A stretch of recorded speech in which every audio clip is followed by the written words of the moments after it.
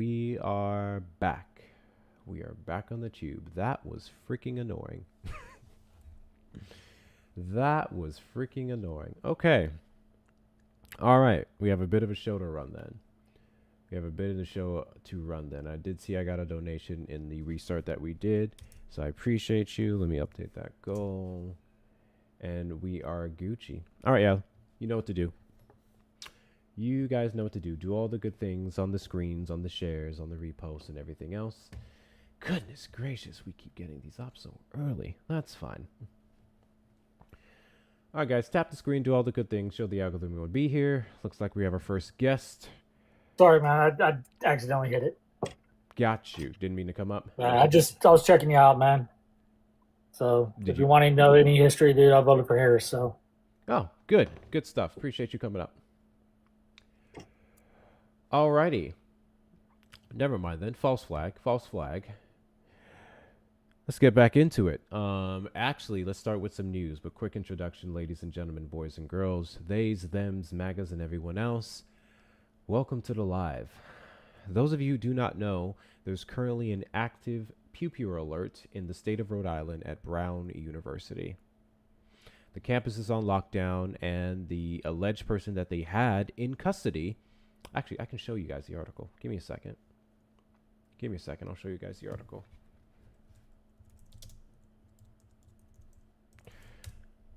Yeah, they're still trying to find him. They're still trying to find the suspect. We have live updates here from the New York Times. Yeah, I can come up as cosplays MAGA. No need.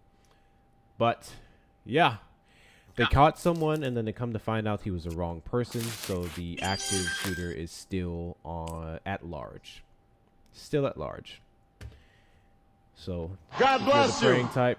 Thank you, Shauna, for the gifts. Appreciate you. If you are the praying type, pray for the people over there. If you're not, well, wish them the best of luck. But we do have a guest up here. We'll get back to that in a second. Check my hits. Who did you vote for in the 2024 election? Trump. All right. Do you have an irrational fear of Democrats? A fear of Democrats? No. You have an irrational fear of Democrats, and your answer was no. What Democratic policy did you vote against last year? Last year? Mm-hmm. All of them. Inflation Reduction Act, all the climate change bills, everything. Against Kamala Harris's tax plan. That shit was crap. She's crap. I voted against all that. Starting off strong, buddy. Okay, what is your issue with the Inflation Reduction Act? Well, it was basically just a green energy bill. Climate bill had nothing to do with reducing inflation. Sure, but that didn't make it a bad bill, did it? Well, do you think giving tax breaks to corporations is a good thing? The tax breaks that you're talking about specifically was after we had an increase of IRS agents that were hired to go tackle the individuals who were using loopholes to evade their taxes, and it brought in a couple $1 million in revenue. Not to mention... No, I'm talking about the tax breaks in the Inflation Reduction Act. Right. The tax break specifically in regards to EVs and whatnot was to spearhead green new energy here in the country, and it was beneficial because we also got tax breaks as well.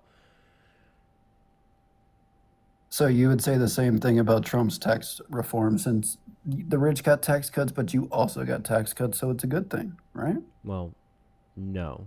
What tax cuts would you be referencing specifically outside of the standard we could just look at the same from 2017? And we could just look at the income tax bracket modifications. So, again, the exact same thing that was passed under the Tax Cuts and Jobs Act that Kamala Harris, under their tax policy, would have kept.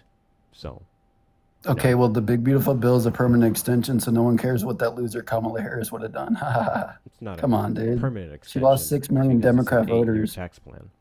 She couldn't even convince Democrats to vote for her. You do understand it would not be permanent. She couldn't even convince Democrats to vote for her. Is 8 years permanent? What? Is 8 years permanent? No, the big beautiful bill is a permanent extension. Do you understand? Unquote permanent extension. Yes, it's permanent. Can you read? For the next 8 years until the next. No, it's not for the next 8 years. Yes. No. It is. No. No one president can pass a tax plan for the remainder of our days. No one president can pass a tax plan longer than 10 Right. years. So They it's would until be it's changed, reset right? until it's exactly. So another administration within the next 8 years can change it. So it wouldn't be Can't take you permanent. people seriously, man.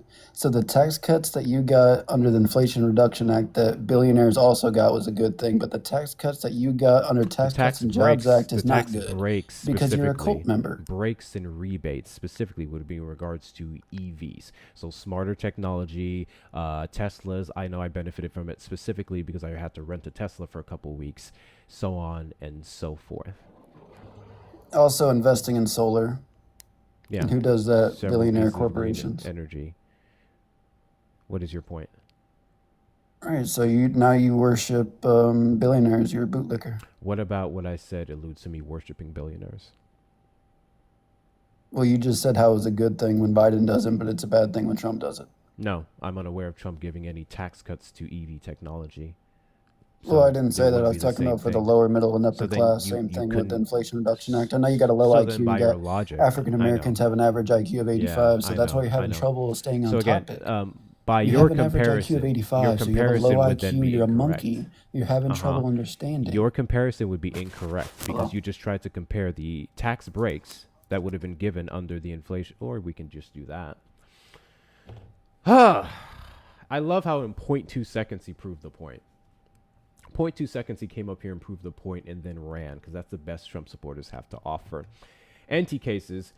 Request up in the box you the demographic people that I want to have a conversation with, whether you're a Trump supporter or not. If you have an irrational fear of Democrats, a misunderstanding such as that last moron of Democratic policies and what it actually did to make the false comparison that the tax breaks that would have been given under the Inflation Reduction Act are the exact same as the big beautiful bill, more than welcome to request up. I would love to have that conversation with you. Come with something better than low IQ arguments. Come with something better than low IQ arguments. Any cases, guys, continue to tap the screen, do all the good things. Over on the other side, I gotta watch the words I say now before they try to give me a flag for directing people off the platform. You know the platform that I'm talking about, the one with the big red button. Make sure that you like the stream over there. Best way to support the platform is going to be the links in the bio. Those of you on the tube side, you may send a super chat. But let's see what kind of conversations we can get going. So some of the tax rebates specifically were people who were buying EV cars. Like I said, I had to rent a Tesla for a couple of weeks, about 7 weeks the first time, and then an additional 6 weeks the second, I believe. And I was able to get a huge discount off of that Tesla because of Biden's tax plan. I was able to take a Tesla with Hertz, that was a rental company that I use, and I rented it for the exact same price as a regular degular four-door Corolla sedan. Thanks to that plan. People who got solar energy, and I sold solar also in 2023, I was able to get some people amazing deals based off of that initial, was it 7,500 rebate after the first year. I was able to do that here in Texas because of that plan. I was able to save people money because of that plan. Those of you unfamiliar with the solar scene, basically the whole thing of it was eliminating your electricity bill, getting a solar panel in, and then the monthly payments that you have on that and everything else with the sun, you'd have a fixed price every single month. Granted, we saw a almost doubling of electricity costs from January 2023 to June of 2023 versus if you had solar panels, you would have had the exact same price incorporated into your monthly payment, and then the sun wasn't going anywhere between January and June. Those were things that the Biden-Harris administration spearheaded that helped people save money. I am unaware of anything Donald Trump has passed recently that equates to the same thing. And fun fact, if your next argument is the tax cuts, no tax on tips, Santana just went over this beautifully in his live. We're not getting that. IRS hasn't made any changes to the form for next year. So that's done. That's cooked. The entire thing that you guys came up on panel after panel on a daily basis and said, see, it's going to help you. We're not even getting that. We're not even getting that. So again, I don't think it's comparable to say that what happened under the Inflation Reduction Act was the same as the Big Beautiful Bill, because the Big Beautiful Bill didn't even fall through on its promises. Just a thought. Just a thought. Anti-cases, Trump supporters, and anyone else request up in the box. You are the demographic of people that I want to have a conversation with. If you're over on the tube side, you may call in the number on screen. On TikTok, 737-295-5321. Elon Musk found where Dems deleted. All right, here's what we're going to do. I just sent you an invite to substantiate that claim. I am so tired of you guys and your freaking headlines. So tired of you guys and your freaking headlines. Do you guys read anything? Do Trump supporters read anything? I swear to God, it's headlines. Better yet, not even headlines. That's actually unfair, because then I can give you some credit for being misled. You guys read X post as news. X post by anybody and everybody. It's weird. It's very weird. I do want to get back to the Brown University situation. Yep, so it's still on lockdown, and this is in Rhode Island. Department of Public Safety sent a campus-wide alert at 4:22 p.m. Saturday, urging students and staff to run, hide, and fight as a last resort due to the presence of an active shooter. Video footage obtained by the Herald shows several police officers on campus, as well as several emergency vehicles in surrounding roads. Additional footage depicted several individuals lying on the ground near the Sciences Library, appearing to be assisted by police. So I'm unaware of anyone being harmed. Thankfully, no one has been harmed in this active shooter warning. But shots were fired, to my knowledge. I'm unaware of anyone being harmed. Let me double check that, actually. We had an update a couple of minutes ago that someone was in custody, but then about 22 minutes ago, that turned out to be not the case. They got the wrong person. They reported people were shot, 2 killed. I'm reading. Gunshots from 410, Cranston's police, rescue crews, at the shooter. You said it was 2, Erica? Why am I not seeing this? Let me check something live and see what's happening. Finding event lockdown. See mutual aid, active shooting. AP News, I got you.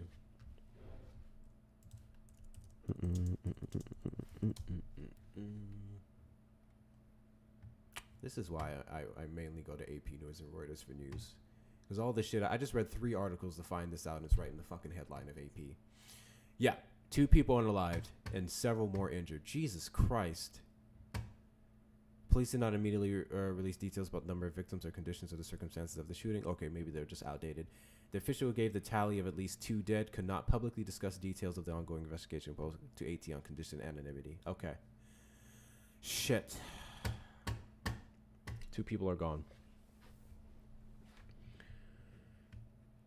2 people are gone. And then they got the wrong suspect, so that's not the case. He's still at large. He's still at large at the university. Damn it. We just have to wait and see on the rest. Donald Trump, of course, made a statement. God bless the victims and the families of the victims. Thanks, buddy.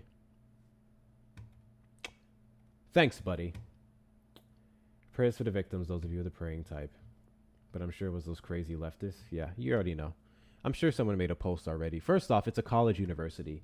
The Republican Party already thinks college is like unnecessary. They already say college is a scam. They memorialize the fucker who spread that around. So there's that. Speaking of, you know what I find funny? Specifically from the right. Leftist sources and leftist colleges. I've heard this argument time and time again. Colleges are inherently leftist.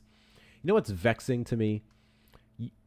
There's no such thing specifically as a source in of itself, like information.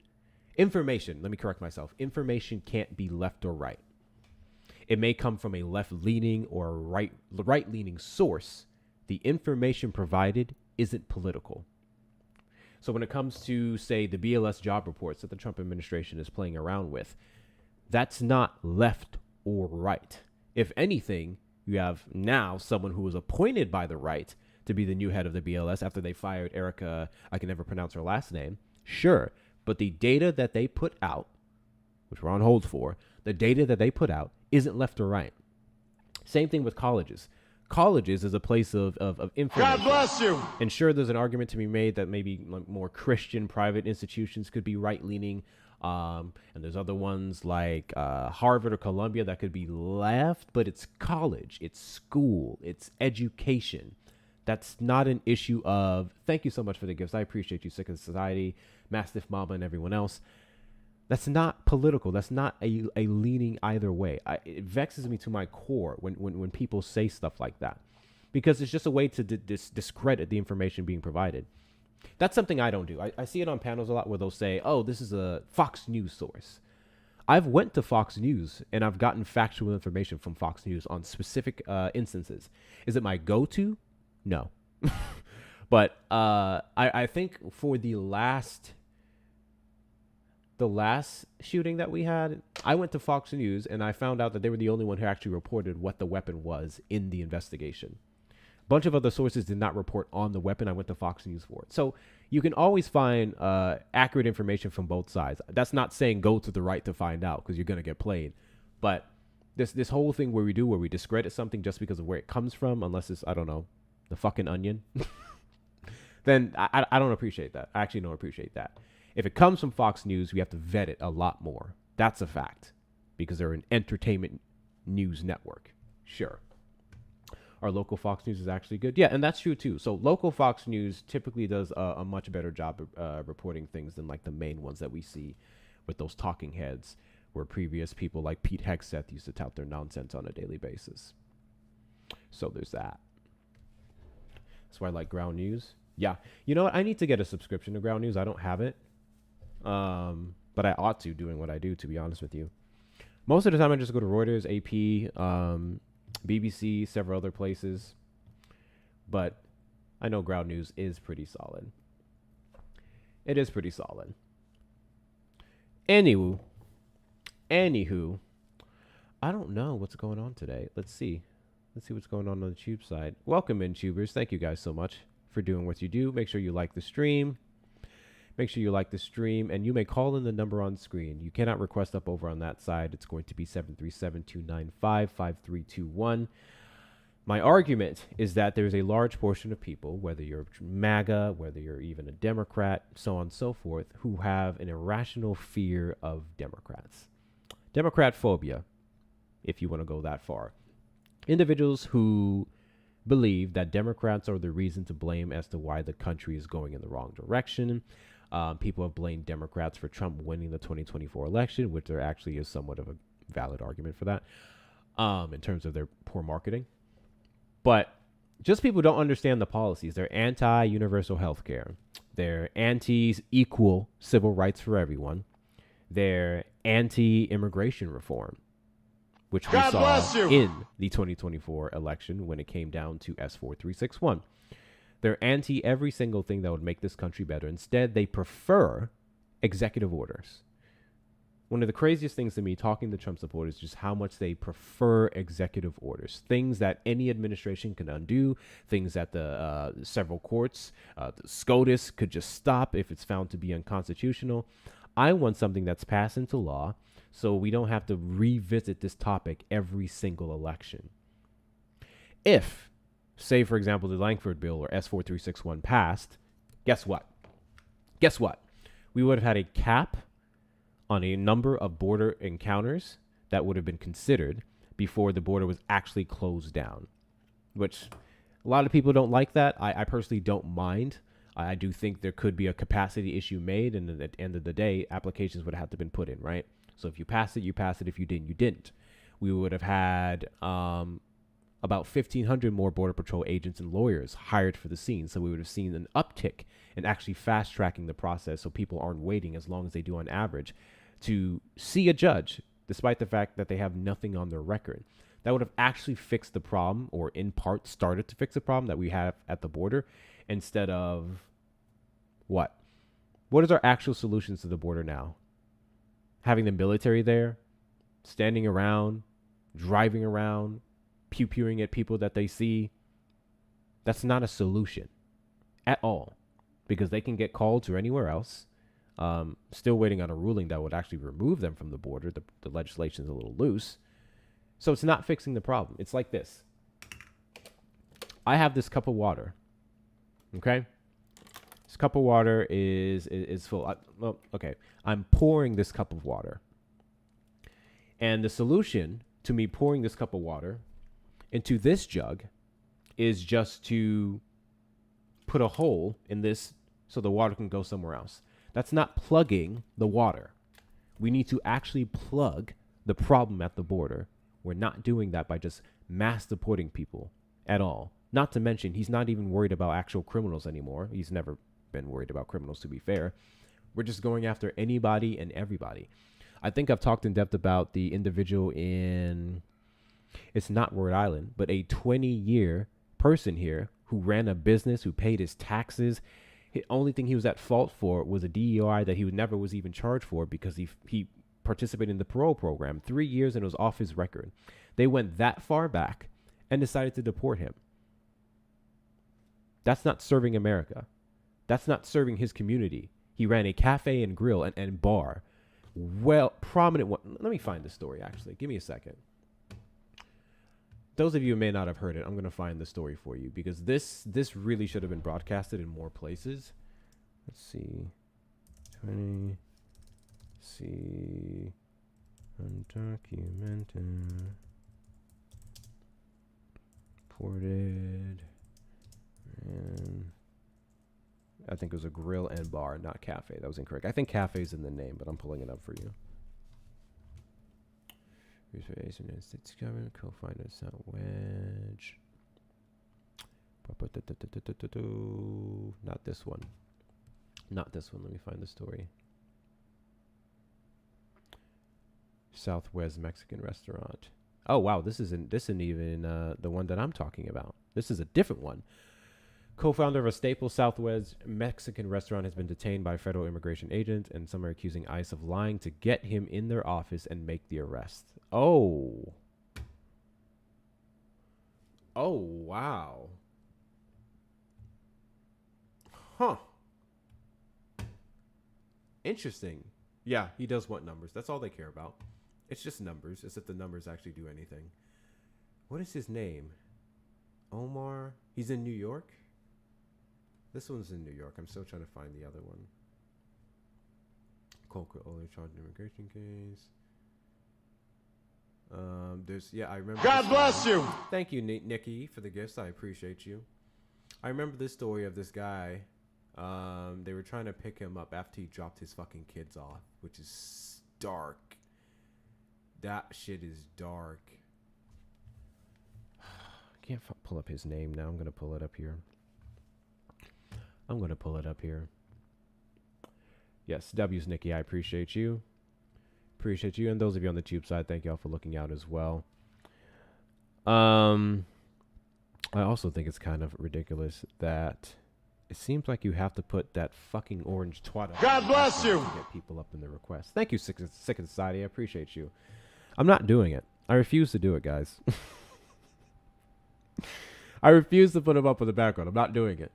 I am not doing it. So once again, Trump supporters request up in the box. You're the demographic of people I want to have a conversation with. Trump supporters, on average, are suffering from Democrat derangement syndrome, and they project it in the form of TDS onto everyone else who criticizes Donald Trump for being a piece of shit. If you're a non-voter as well, who is also disillusioned with the party, this topic is for you. If you're a Democrat who flipped your vote, who chose to sat out in the election, this topic is for you. You are all a part of the problem. Misinformation and disinformation is what cost us the 2024 election. It's what cost us several other elections. Not really. We haven't had that much. We've seen a Democratic wave in several states. But I can say here in Texas, with the Prop 1 to 17 that we lost in November, that was due to misinformation. People see tax cuts and they assume it's a good thing every single time, especially in Texas. I'm trying to find this story for here. And I wish I remembered his name. It may be in my notes. Let me see if I can find it here. Maybe I shared it in the Discord. I may have shared it in the Discord. Let's see if I can find it. Thank you guys for the journeys. Appreciate you. Appreciate you. Give me 1 second. I'm trying to find the story to actually read for y'all. And then I'm also still waiting on updates for the Brown University shooting. But so far as we know, it's two that are gone, unfortunately. Chat. Where's this? IBS. Got it fixed. Trying to see what we can find here.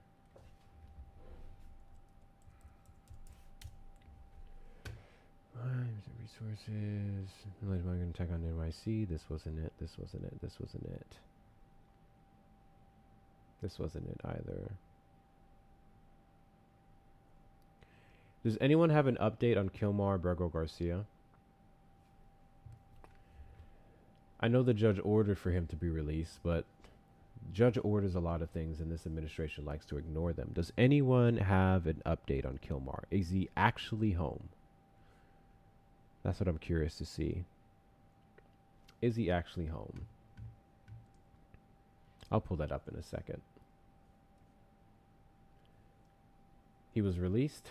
So to my knowledge, I saw that he was ordered to be released. I am unaware of him actually being released. That's what I was asking for. He may have been. I just wouldn't know. I just wouldn't know. When I see some of these judges and their orders, I don't automatically assume it's going to happen. There's no point because he was released Thursday. Good. Awesome. Okay, good. That's what I wanted to know. That's what I wanted to know. See, we have another one. Sergio Garcia. Regional Mexican cuisine. He had this place for 36 years and they deported him in March. Jesus Christ. It was in Austin. Oh, shit. This was here in Austin. He headed out the alley door where Sergio's food truck was waiting to be loaded for the morning crowd. A man in plain clothes approached him at the truck. Another man with a vest reading police lingered some distance away. They asked me if I'm Sergio. I said, yeah. And they said, you got to come with us.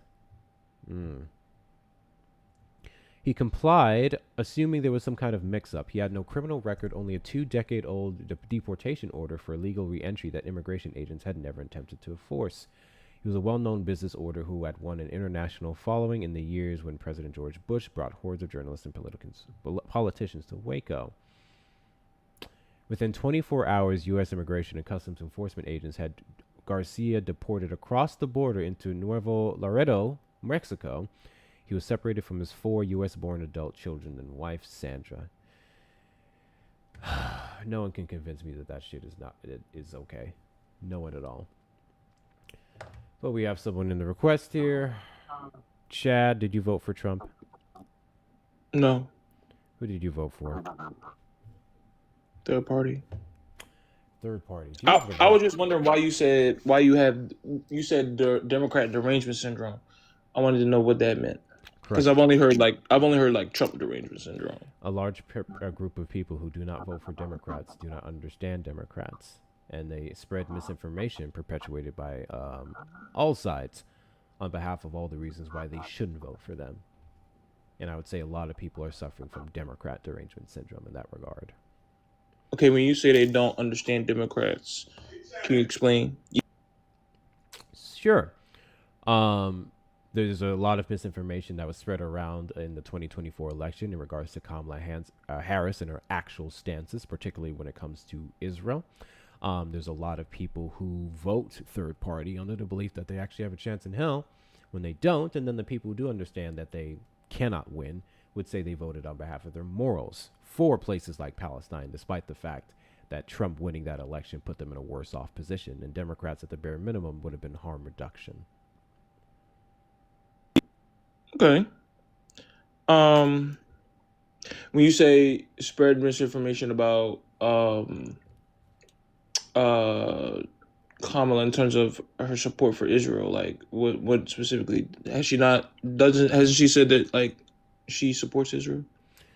She has made her statement that Israel had the right to defend itself. She was adamant about a 2-state solution, and people would use those statements and her Jewish husband as an excuse to say that she was a Zionist shill. Okay. About Israel having the right to exist, right? Yeah, that is Zionism now.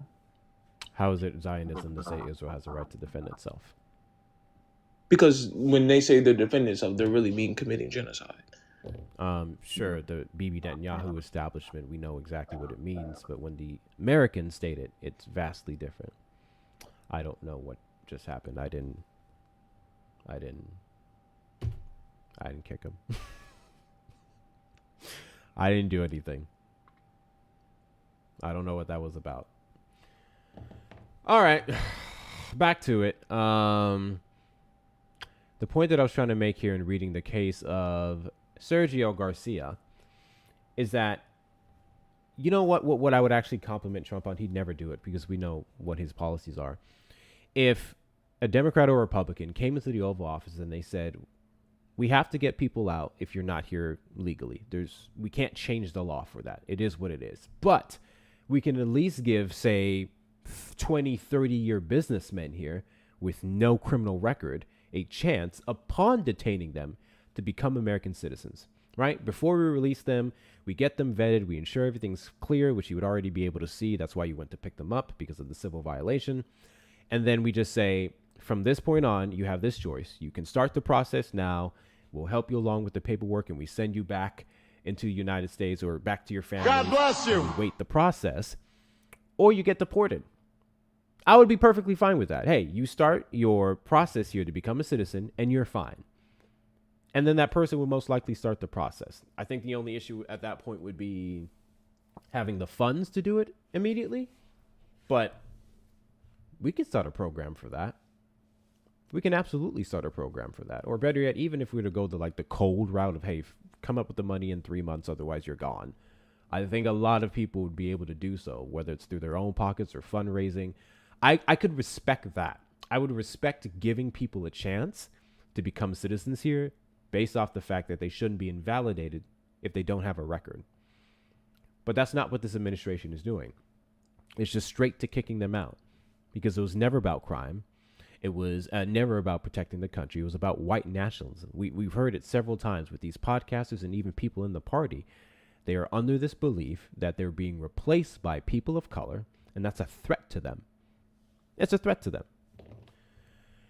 I don't know. I could give a shit what place I'm in or what the demographic is. If people aren't bothering me, I'm not bothering them. But white people are sensitive, so there's that. Thank you guys for knocking out the gift goal. I appreciate you. Let me go ahead and reset it. Anyone would like to, let's knock out these things in the gift gallery. It looks like we just need 3 DJ glasses and a whale diving. So I just need 3 different people to send a DJ glasses, or 1 person to send the whale diving, and that will be our gift gallery for the rest of the week. If you click on my name in the top left corner, make sure you're following me first and foremost, but click on my name in the top left corner, you scroll down to the C1. Oh shit, we're in C1. C1 gift gallery, and we can knock out those gifts there. I would greatly appreciate you. And let me reset this other one on my end. But yeah, we need to have a serious conversation about immigration reform, and this includes both sides. Democrats haven't been the best at it, but they were the last ones to present something substantial. Instead, we got mediocrity. What is this person saying? Waste, fraud, and abuses run rampant in this country thanks to... Oh, I see. Got you. So I'm going to send you an invite, and we can have that conversation, because when it comes to waste, fraud, and abuse, look no further than the Republican Party. They ran off of it to get your ass to vote for them, and then Doge was disbanded. What did Doge actually do? I have yet for a single Trump supporter to show a receipt of waste, fraud, and abuse that Doge brought to light.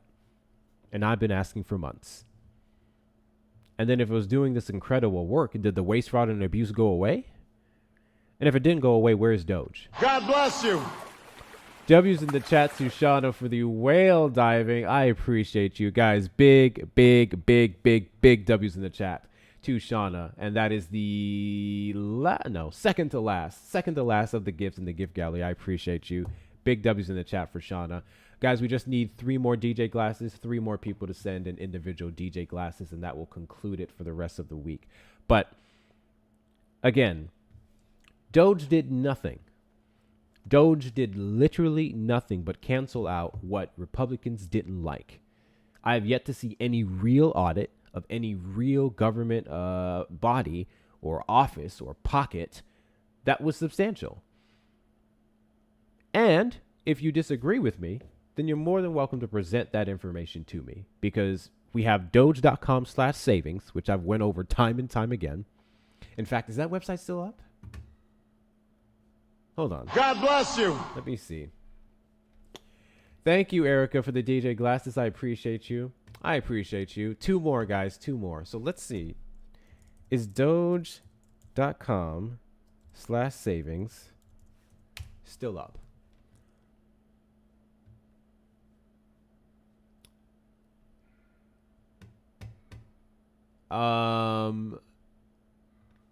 Apparently not. Perfect domain. What is this? Hold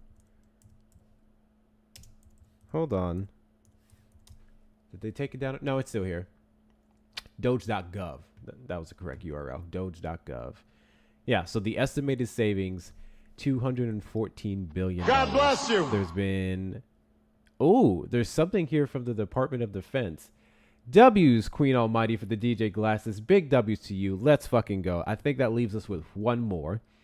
Big W's to Eric in the chat, y'all. Big W's to Shauna. Big W's to DJ. God bless you. Not DJ. Queen Almighty. That's the last 2, I think.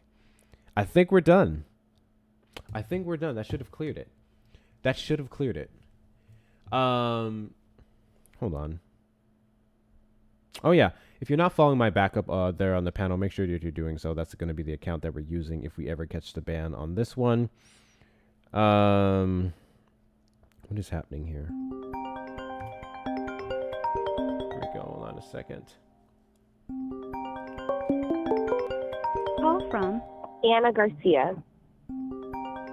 To accept, press 1. Anna, you're on the line. Okay, hello? Hello. Yeah, hi, this is cool. You just popped up on my YouTube, but I always love to debate. Certainly. Who did you vote for in the last election? I voted for Trump. I voted for him all 3 times. All 3 times. Okay. Do you have an irrational fear of Democrats?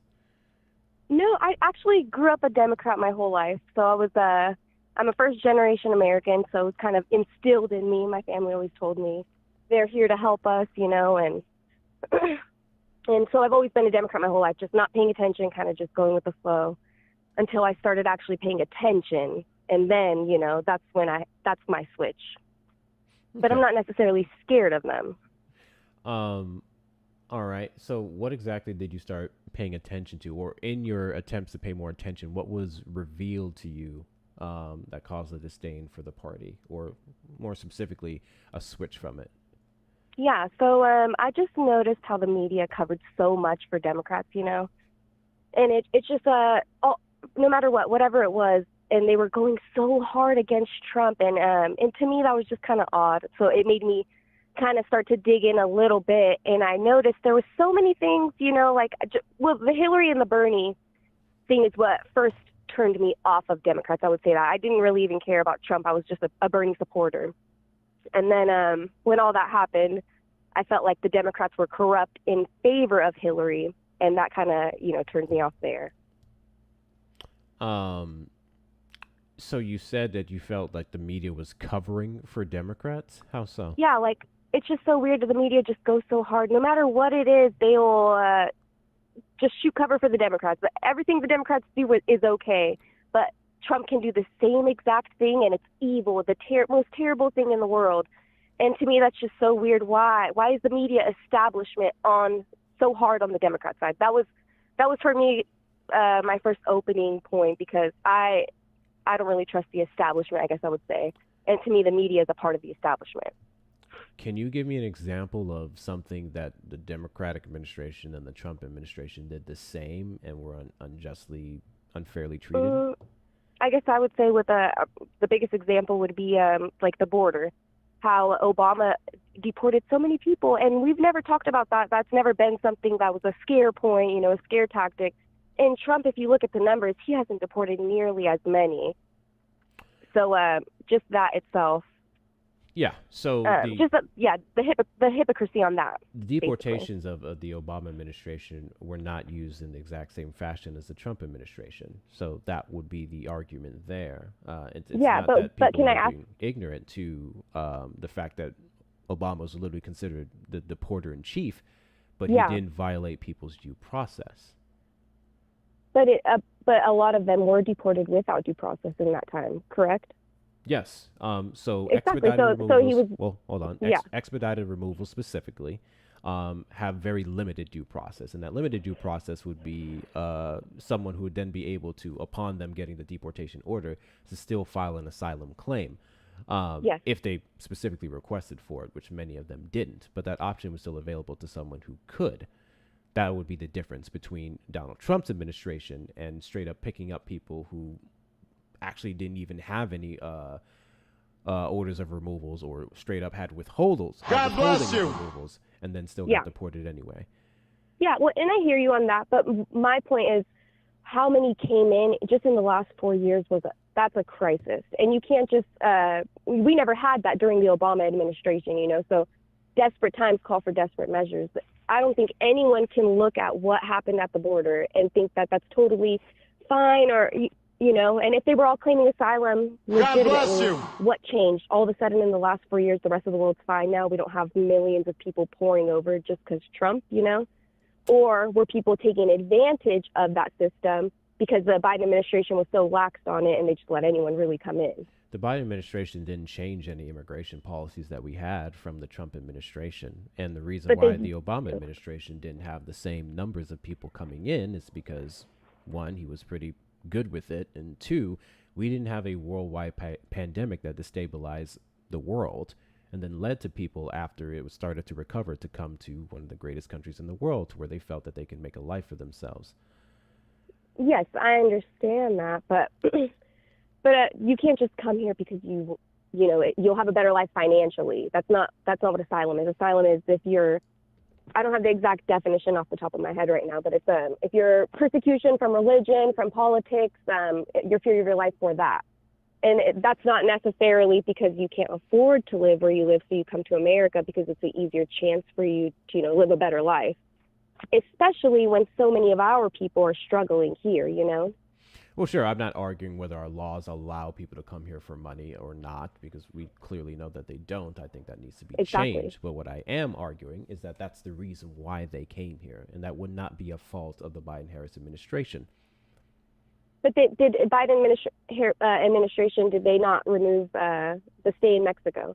Trump had that, where if you claim asylum, you stay in Mexico until your hearing and, everything. They removed that, so that's why everyone was allowed to come in, claim asylum, stay here, we give you all these benefits, and then if you are truly asylum, then we let you stay, whatever the case. But to my knowledge, they removed that. Affected like roughly 60-something thousand people, so that would only be a drop in the alleged millions that would have came here. Not to mention their decision to remove it, which was upheld by the Supreme Court, was due to human rights violations specifically.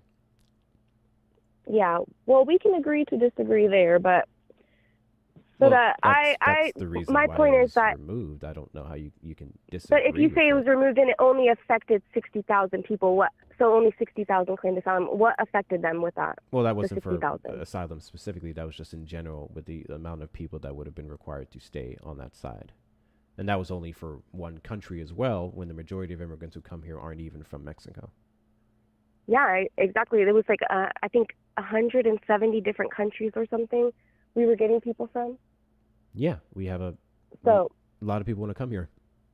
Yes, I understand exactly, but just because you want to come here doesn't mean you're allowed to come here. Because we are pretty full. Our housing, we're in a housing crisis. Supposedly all these things, but we're just opening our doors to anyone because they live rougher lives where they live. That's not, Okay, you could be compassionate, but you can't be dumb. You keep if saying we're opening our doors. Go ahead. I'm a little confused with that, because again, I'm not unaware. There was no policy that the Biden-Harris administration passed that opened up the border or led to lax border restriction laws. They just did not enforce the actual laws we had. So they were telling Border Patrol. God bless you. We deported quite a bit under their administration. If you have 11 million coming in, that's not they're obviously not upholding a law. And right now, in the last 7 months, we've had 0 coming in. So obviously, Trump is upholding laws and securing our border. Right? He's protecting us by securing our border. We're not letting anyone in that we do not know who's coming in. You can and go to. We should be thankful for that. You can go to DHS and CBP.com right now, and you'll see the monthly encounters that we're still having. So it's not encounters, but how many are are letting it? We're not letting anyone in. Just we're not. There's no runaways coming in. We're not. Encounters is all we can go off of. That's all we have. We don't have numbers of crossing. That's an unknown number. And they are. What do you mean? So you could say, yeah, but your point is that maybe they're coming in, and the administration's saying no, there's no one coming in. I'm saying that we have the numbers to show those encounters you can estimate that they're still coming in. It would be the exact same system that we use to count encounters from the Biden-Harris administration, which shows that we had 10.2 to 10.8 million encounters. Even then, that was over the course of a couple different years and not specifically just their administration. And that's not counting the gotaways, but yes, that's Well, we stopped counting gotaways under 2023 because that was also something. Yes, and isn't that crazy? That is just unbelievable. And we don't have gotaways coming in right now because they're not. The Border Patrol is able to actually do their job. They're not focused on changing diapers and processing all these asylum claims coming in. I'm sorry. They're able to do their job. Hold on. Border Patrol agents aren't daycare. Yes, I agree, and that was terrible that they were used as a daycare during the Biden administration. Used at all. That's not within their jurisdiction whatsoever. Exactly, and that was the problem. There's multiple reports of the Border Patrol coming out and saying what I'm saying. That was not their job. If a Border Patrol agent, under the goodness of their heart, decided to assist with migrants with that issue, that's one thing. They were not instructed to by the Biden-Harris administration to give that out to anyone. Yeah, so if they wanted to be pieces of shit, they could have been pieces of shit, but if they wanted to be nice humans, of course, which they are, a lot of them are, of course. But what's your point here? When you have millions of people coming in, people are under distress, the Border Patrol is told they can't send them back. They have to actually, help to take care of them. So yes, of course, that is kind of falling under their jurisdiction from the Biden administration, just because it's not written on paper. Again, I want to emphasize this point. There was no policy under the Biden-Harris administration that instructed Border Patrol agents to stop deporting people. It wouldn't even be their job necessarily to deport. That would go under ICE when they get into the country. That would be internal security. But they were in terms of like rapid deportation, they were not allowed to turn them around. Were they not? That would still be something that was even used under the Biden-Harris administration. And outside of that, regular immigration laws, if they violated USC 1158 more than once. So you're saying everything was just fine and dandy under all normal laws under the last administration? It kind of seems like what I'm simply saying is that what a lot of people do not understand is that the uptick in people who came to this country and tried to get in, whether through asylum or not, was not due to any changes in Biden-Harris policy. The only change we can directly look at is the refugee cap.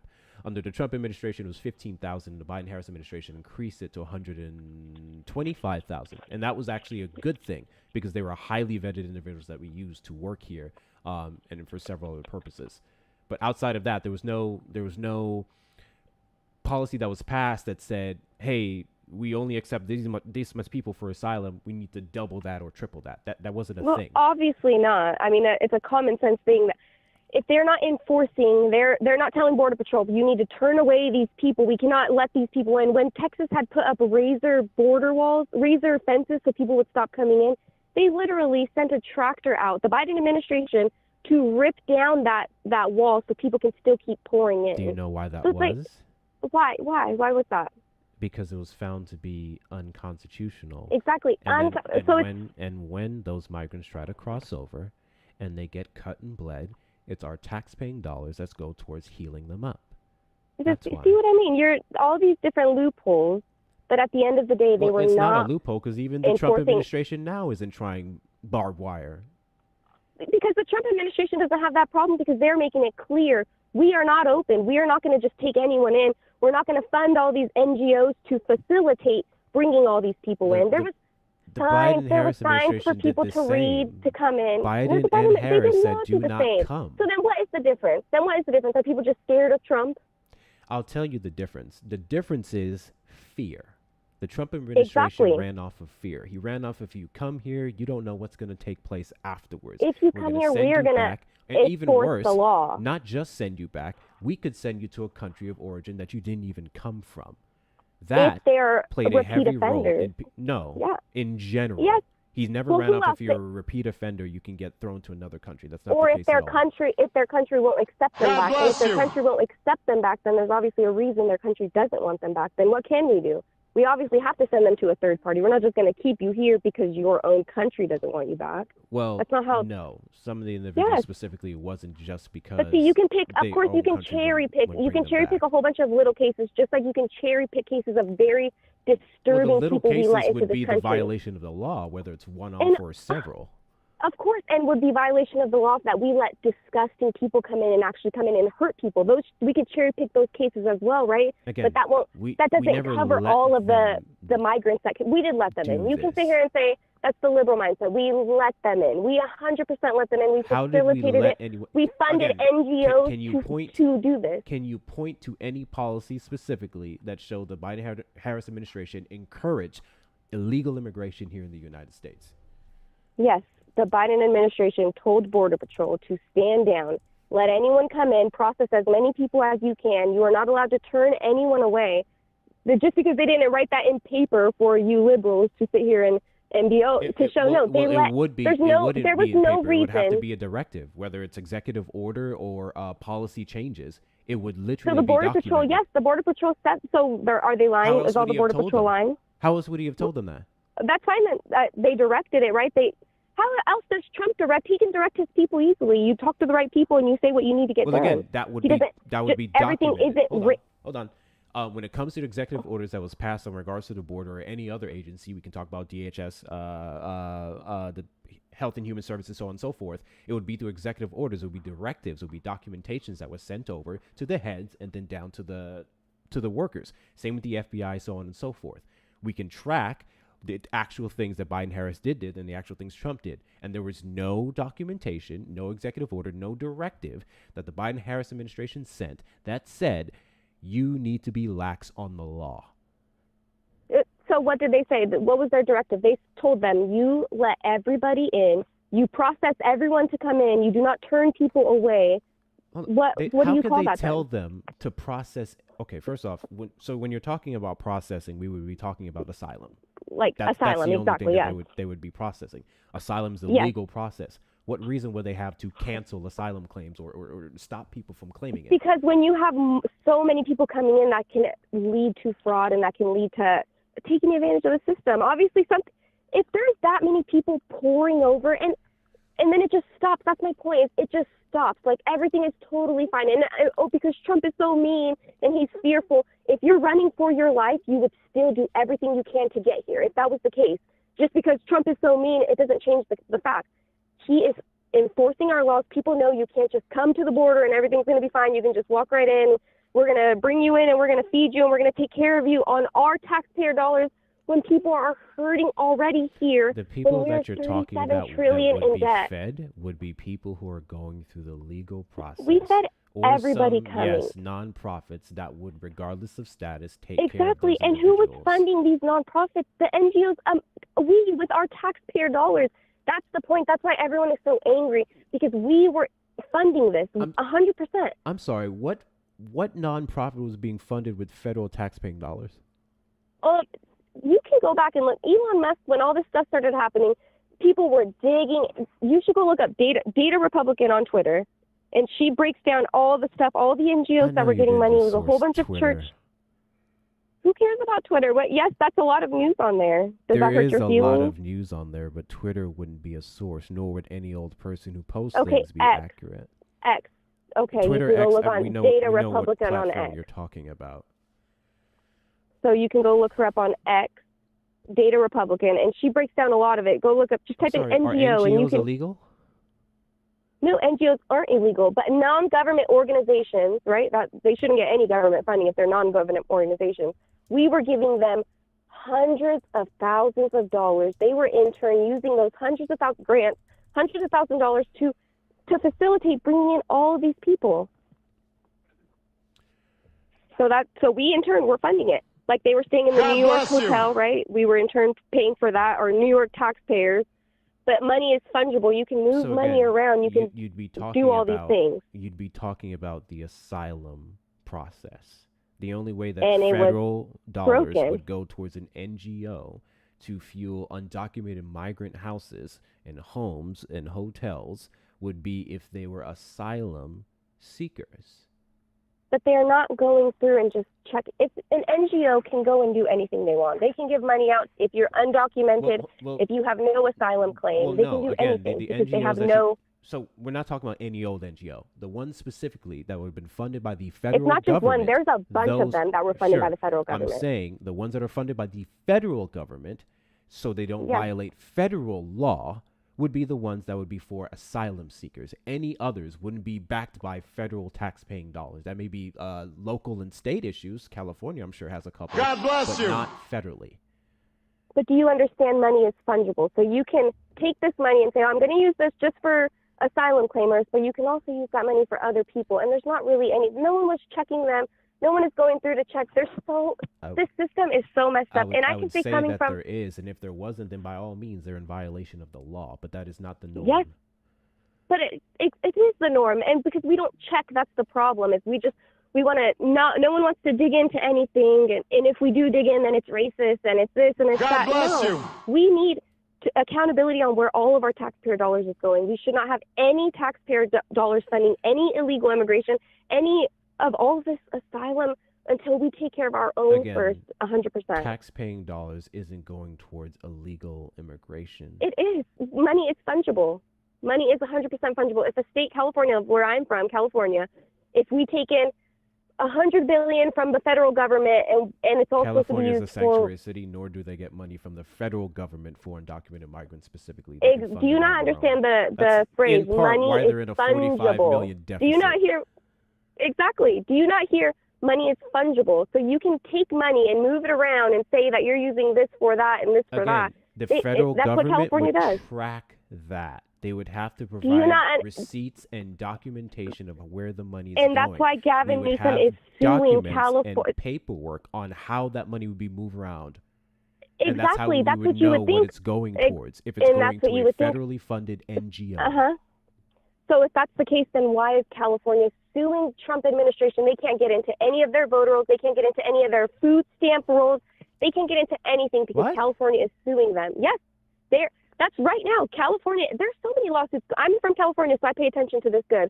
California is suing the Trump administration from getting into their rolls to see all the money that the food stamps is going to. No. So wait, hold on. Are you talking about the Trump administration that is threatening to cut funding to California? But see what I mean? Exactly.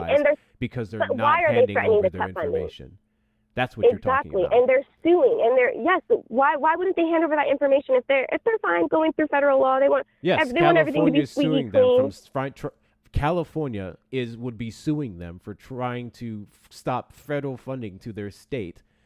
Yeah, they're allowed to. But why are they trying to stop federal funding? Tell me, you just told me right now because that they want they have to go through all these proper things for citizens that is protected under sanctuary city laws, or better yet, I'm not going to lie. I'll go ahead and say this part. They're sticking it to the Trump administration because the Trump administration has shown that he doesn't want to cooperate with That's those the liberal states mindset. whatsoever. No, it's not the liberal mindset that Donald Trump violated state laws and states' rights when he sent ICE over there to cause the havoc that they did several times. So, excuse me, is state law Trump federal law? No, because there's no federal law that California would be breaking. Yes, they are breaking. What do you mean they're harboring illegal aliens? Harboring illegal aliens, that's a federal crime. Is that or is that California not? isn't. Is there a sanctuary state? Yes, that's a state law, right? But federal law trumps state law. So what's the difference there? But anyways, like you said that they're all with the paperwork. Like Texas, they all want to do. Just like Texas has undocumented migrants in the state. That's not them harboring these people. A sanctuary city simply means that it is a haven you can go to and not be under the scrutiny of the federal government. It is in no way, shape, or form encouraging it necessarily, because federal laws will still have to be upheld. See, that's the liberal and answer. Like I just said, you live in this weird little delusion. If you don't have citizenship, there's still a plethora of things that you cannot do a plethora of programs that you do not have access to. That's So them who is not there to check that? Because violating if they federal won't let laws. the federal government double check that, then how do we know? You do If they won't let the federal you do government, no, understand they that don't. Because we have agencies and whatnot in the federal government in California specifically, right? What you'd be talking about is that Exactly. they don't want to hand this over to the Trump administration and their cronies. That would be the argument. they don't want to hand this over to the federal government. So you want to label it of the Trump administration and their cronies. Okay, the Yeah. federal government. Yeah, the Who Trump cares about administration. Trump? They don't want to hand it over to the federal. The Brooke Rollins is the actual person asking for it. She's the head of the agriculture, the ones who handle food stamps. She's the one asking for it. She's not Trump's crony. She's in the cabinet as a federal worker, trying to get this information that we need to see, that to make sure that the California is following federal law and not giving out money to undocumented that is supposed to be for citizens. So if they have nothing to hide, then why wouldn't they comply? Because the Trump administration does not comply with them and Because Trump is so villainizes bad. blue Trump is so states. mean. So they choose No, not to Trump cooperate just does with not that villainize the blue administration, states. and that is The actually blue their states- right. And Donald Trump should be consistent with his rhetoric on state rights. But hold on a That's second. the right, right? Just hold on. It's the right. Hold It's on, also hold on, our right to know hold who on. our money Ma'am, is going ma'am, to. I politely ask you to hold on. Give me a second. Thank you very much. Yeah, go ahead. W's in the chat to Phil for the $2 Venmo. Mexico stopped participating and remain in Mexico because those people were being harmed. I don't think she heard what you said, that the Supreme Court ruled with the Biden administration. Yes, that they did. And I did forget that Just because part. Thank people are you. being harmed. Ma'am, 1 second. That is correct. Mexico did stop working with them when it comes to remain in Mexico, so that policy would not have worked long term to begin with. In order for it to work, you would have to have a cooperative agreement with them, just like the ACA. And no, I'm not talking about the Affordable Care Act.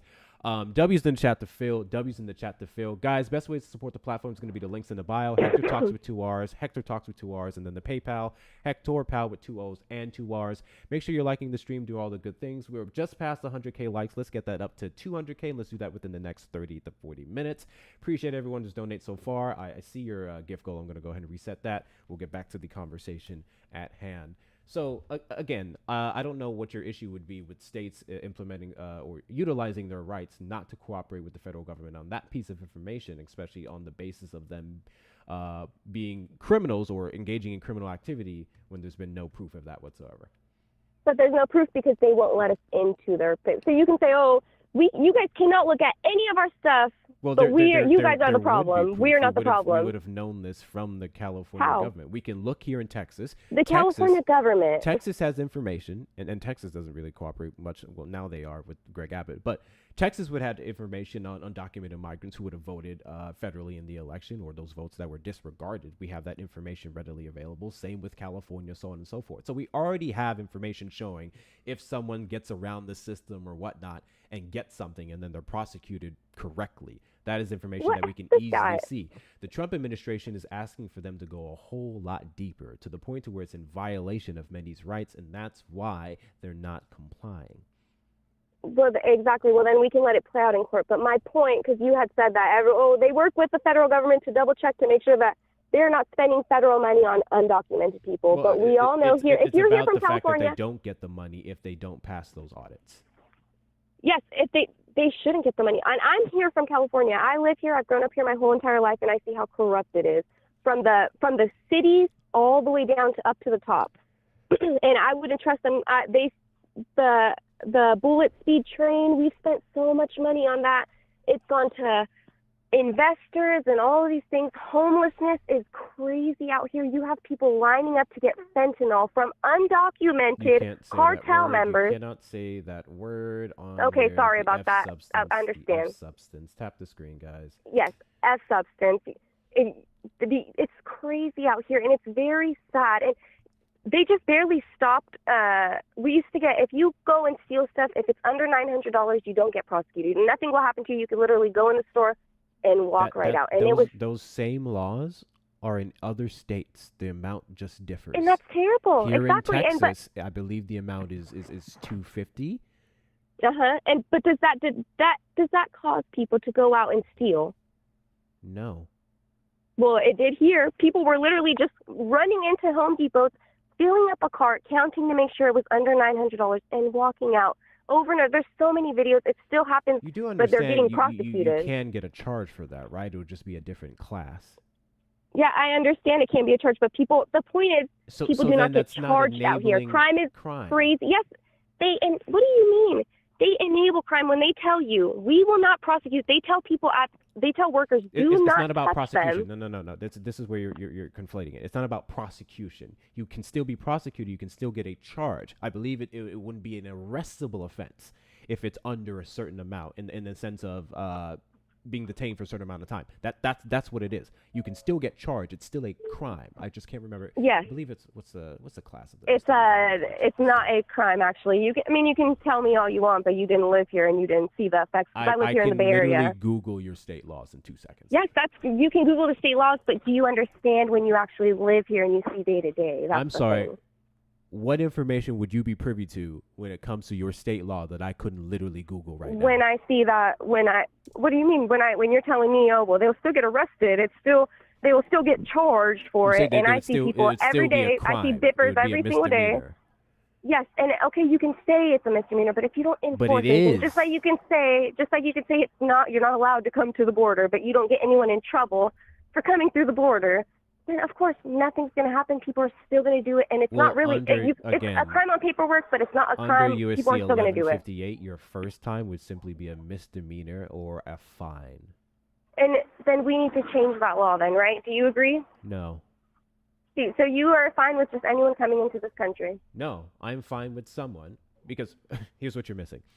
The first time you come here under USC 1158, if you're found to have crossed here illegally, then it would be a fine, so long as you don't have a record of being a serial rapist or a serial unaliver or other things. Then you can be prosecuted under those charges, or then we would cooperate with your country of origin, the ones that actually choose to get you prosecuted. If not, we will just send you back automatically. So then why have a border, right? Why wouldn't you just not have a border? But that's the thing is, I know we're never going to agree because the way you think is pretty crazy. But I mean, I don't know. My thing is because I have family that have crossed the border illegally. I have family that have gone through this. The cartels bringing people over. I've had family raped very young coming over because of the environment. Words. Okay, R word coming over. The environment that allows is so disgusting and it's very harmful to your women. Family members or robbed anyone or done those things, they can be prosecuted. In fact, yes, but see what I mean? They can be prosecuted. Who cares about being prosecuted? It just shouldn't happen in the first place because of the environment we're allowing. How do you think we catch them if we don't prosecute them? You are aware of the fact. That's what I'm saying. You keep saying prosecute. It's too late. After it already happens, it's too late. We should stop that environment from even happening in the beginning. Do you know how many legal immigrants here in the country commit some of those same crimes? In fact, that's terrible. more Do you know how many legal legal than Americans undocumented migrants. Yes. I don't think you know this. We have 150 years of data. I do know that. Trust me, I know everything about the illegal because my least family amount of crimes compared to people with legal citizenship here. So they're not the issue. Some one-offs is not the issue. However, it is the issue because guess what? It should have never happened to begin with. That's the point. It should have never happened to begin with, but it did. They should not be here. It did because of politicians not caring about us enough and selling us out. That's the problem. It's been going on for decades, long before Trump, long before Obama. It's been happening. What do you know about Title 42? What? Title 42 what? The pandemic policy that essentially closed down the border. Do you know how it worked? Well, if you want, you can just tell me. I'm on my phone. Okay. I'm at work. I'm not really Title 42 on my computer. Was the pandemic level response in light of so many people trying to come here, and because of the vid. We don't have to get into that. TikTok is sensitive. And that was passed. It wasn't a Trump policy. It was just a law that we've had on the books since, I believe, the 40s. Title 42 was just rapid deportation, which means anyone who came here and you didn't have your status, or even some cases you did, you were just rapidly sent back to your country of origin. Under Title 42, we did not have vetting. You would just come and get sent back. Come and get sent back. There were individuals who had criminal records from their country of origin, wherever they came from, who were just rapidly sent back. Versus if we actually vetted each individual and we saw some of the crimes that they had on the record here in the United States, in some cases abroad, we would have been able to prosecute and detain them here in the United States and ensure that alongside working with their countries of origin, that when they went back, they would have been arrested as well. Title 42, despite it being a necessary thing that no one could have stopped, enabled criminals to get away because we didn't vet them, we just sent them back. Does that make sense? God bless you. And that's fine. But all of this would be solved if we just protect our border and protect our country. How is that fine? But no, that's fine. The things you're saying, but all I'm saying is none of that would matter if we just protected our border. Anyone trying to come through, no, you stop them. It does. That makes my argument of the importance of vetting people. Rapid Yes. deportation circumvents that, and then it could put Americans at more risk. We have several individuals, including I always forget it, Martinez Guzman, in the state of, was it Nevada? I don't remember the damn state, who went on a 9 people unaliving spree under the Trump administration because of Title 42. No one talks about that. Everyone just wants to talk about Laken Riley. Because of Title 42, no, because he is here, because they were let through. That's the point. If we I literally our mentioned border, that this was under the Trump administration. And that's so my if you point. Want to keep saying that, then you're going to make the before argument Trump. that he failed That's what I'm saying. It's before Trump. It's the 100% before. They should have been protecting our border for decades. No other country, I agree. a real country, you can just walk in. We absolutely need immigration reform because we haven't had anything substantial for the last 40 years. So with that being said, I don't see how you can vote for a guy who supported or did not support, and better yet, called for the shutting down of the Langford bill last year. Yeah, he did not, because there was so much pork in that was not necessary, and you didn't need any of that to protect the border. What like pork he are you proved, as referencing? soon as I'm not off the top of my head. I don't know. Like I said, I'm working. I'm not going to just sit here and pull it out. But there was so much in that bill that wasn't just to protect the border. If Biden really wanted to protect the border, he could have did it just like Trump did. The immediate moment Trump was inaugurated, Trump the border was has protected protected. the borders through executive order, and Biden did pass one that brought border crossings or encounters down to 65%, and then Trump carried on. But back to the border bill that you were talking about. Okay, that's fine, yes, but it should have happened in the beginning. Sure. You know what? Listen, Exactly. 6,000%. If there's one thing I think we can easily agree on, in my personal opinion, I think Biden failed in not passing a stricter executive action earlier on. I can excuse it to some degree because Biden is a legislative president and no one knows of the 8 border bills that was presented all the way up until 2024. But I can agree with you at the bare minimum, just to shut some Republicans up, I think executive action should have been taken. I can agree with you there. But back to the Langford bill, the pork that you're referencing was in earlier drafts of the bill or straight up separate bills. The last draft, which again is S4361, that's why I mentioned that specific number and name, the last draft did not have any pork in it. The last draft was specifically and exclusively only for border security. That's the one that had about what 700 exactly million was in for a that bill? border wall. That was the one that was setting the cap on border crossings if it exceeded the 2,500 or average of, I think it was roughly 8,000 that they say. Shut down the border for 2 weeks, and then additional 2 weeks if the numbers didn't drive down. We would have gotten increased money for not only ICE but Border Patrol. Getting us 1,500 agents and lawyers. It was a good bill, and Trump. And there was nothing else in that. Continue. There was nothing else in that bill at all. There was not one extra thing in that bill. Not in S4361. And that was the last bill. Or better yet, I'm going to make this argument. The last draft. I'm going to make this argument. Say that there was in the previous versions. I would still say $20 billion to go towards border security is better than no billion. The pork that you're referencing was funding to Israel, which passed anyway. And Ukraine. And Ukraine. Yes, Ukraine. and all of that passed. Exactly. And that was all to Ukraine as well. And that should not have been linked in. That's the problem with Congress on both sides. So that's my point. The Republicans in Congress fucking suck. Sorry, I don't know if I can cuss, but the Republicans in Congress suck as well. The Democrats suck as well. But the problem is that they're so manipulative, the Democrats. They're so manipulative that they just want to help. We want to help.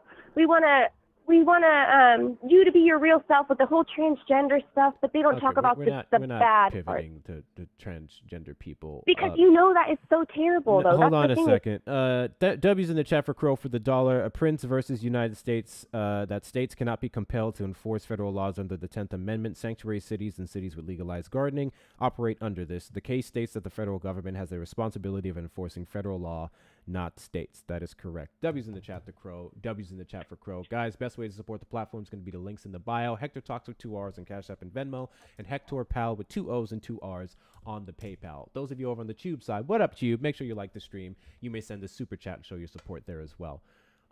So again, like I said, if the argument is the pork, then the pork taken out of border security that would have bettered American lives and immigrants' lives, ones who want to come here legally and live their life, that should have been prioritized. It wasn't. Yeah, that pork I can that agree you're with you talking there. about passed If there's no pork, independently with both sides.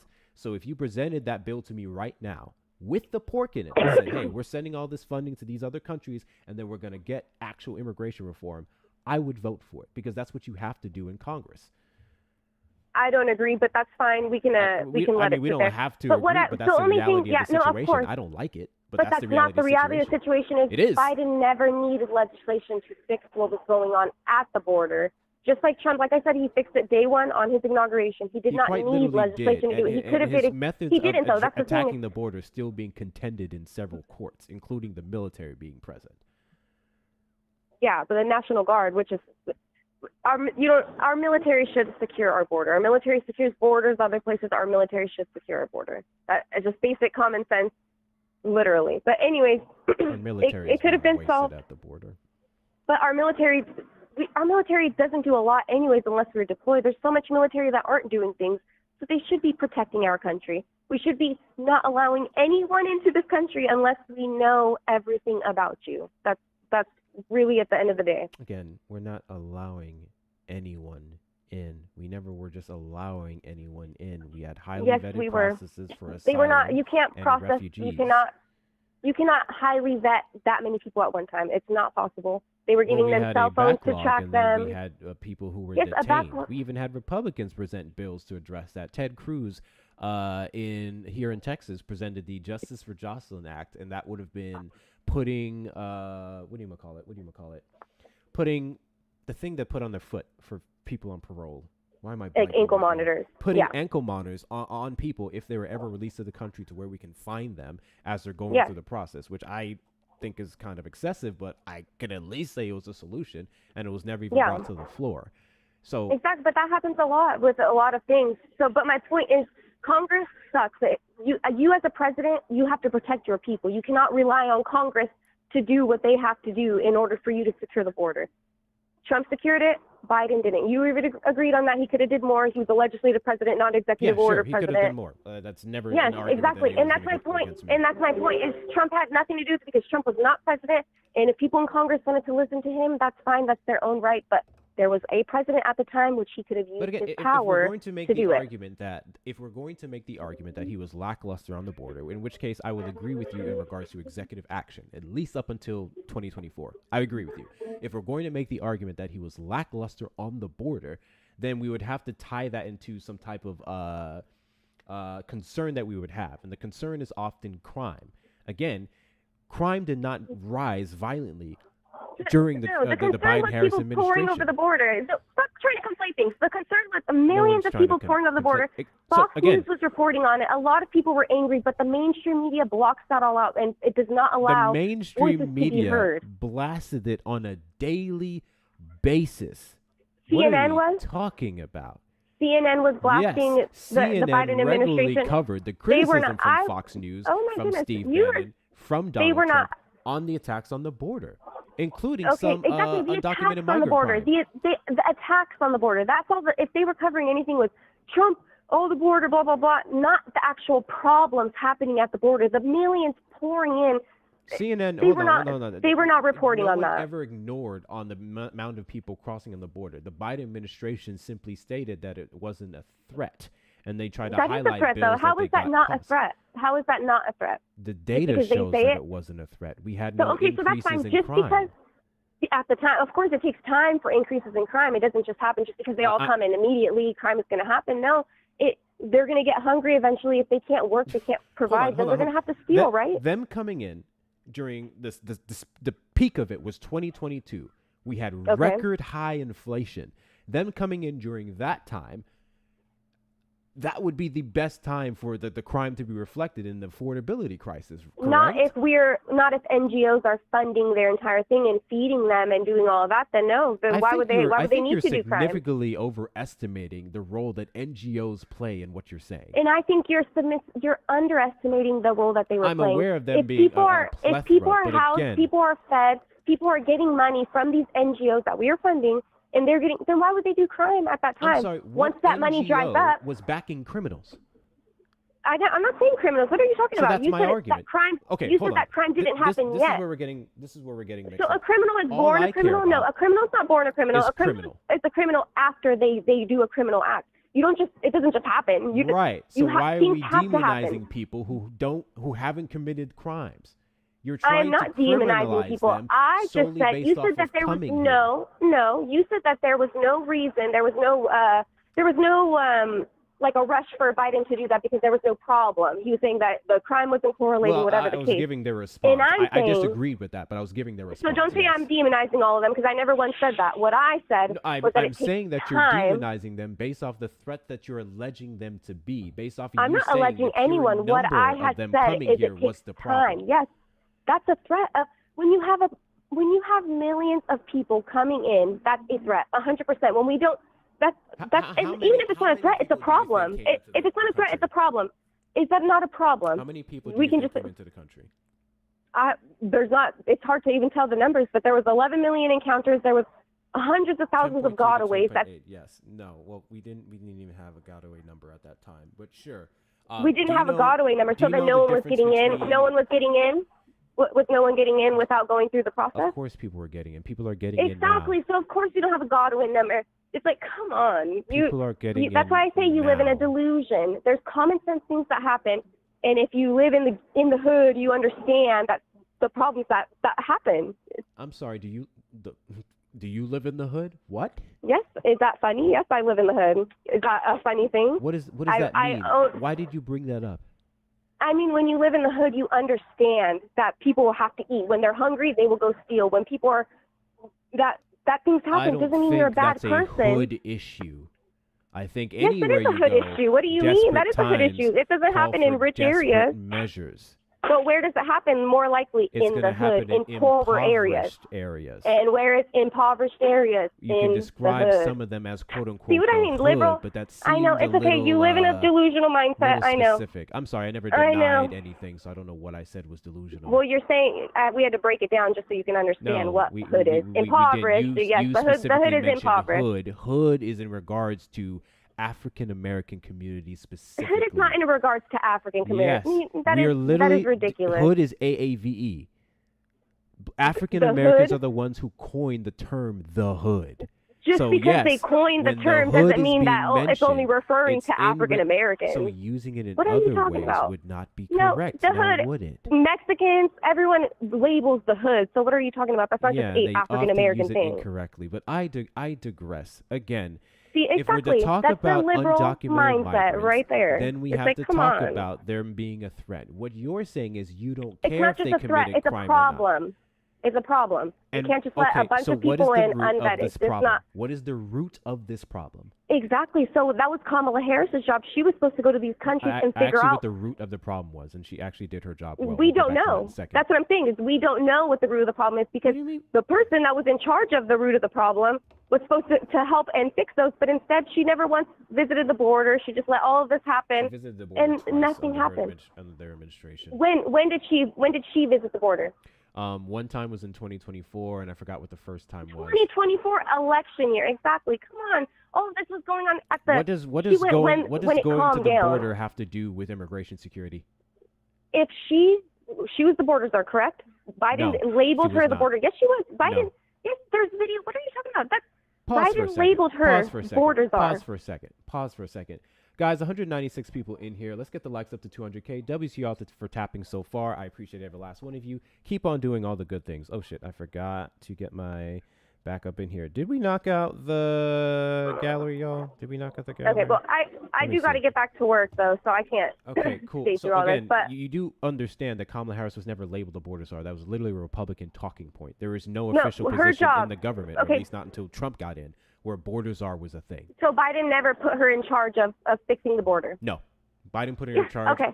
Biden put her in charge of addressing the root causes of migration from the northern triangle. Exactly, and that's exactly what we're talking about right now. The border, all the problem that's happening from the border. They were migrating from where? Where were they migrating from? So the place that she was supposed to go check out to figure out the problems, right? But she never did. She did. She didn't. So obviously not, because it was the worst that we've ever had it in our history. Do you know what the Partnership of Central America is?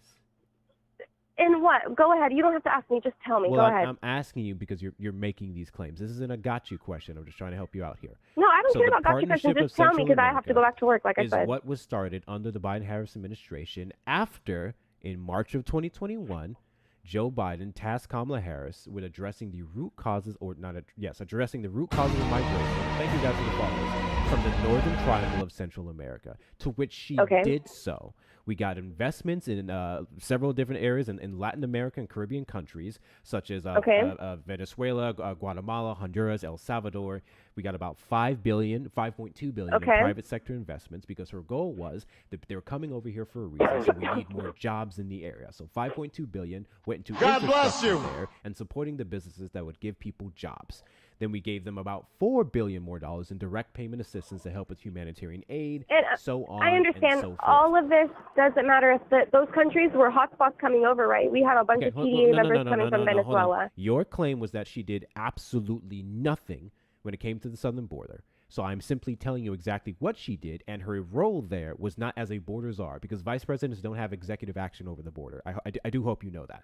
Well, no, I understand that, but she can also give her insight. She can go down and understand the problem to give her insight to the person that has executive order. Here's the problem with what you just said. That was her job. If you understood that they don't have executive action over the border, then the border czar claim is already moot, because no one could be appointed.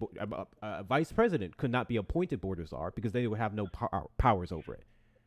So I don't think you realize how you contradict. No, okay, then that's fine. But she can understand what's going on at the border. Can she? Can she not? And she addressed it. But she didn't, obviously not. Then she did, if she did something, then she did a worse job, because it ended up getting worse. It did not get better. Okay, again, the spike was I know, in but 2022. I do have to go, like I said, you want to keep it going, I understand, but no, that's terrible. The Biden and Harris administration did a terrible job, and it is what it is. Trump's doing a great job. At least our border's protected, and I think I can end it there. I think you have an aggressive case of Democrat derangement syndrome, but have a good day. And I think you... Oh, my God!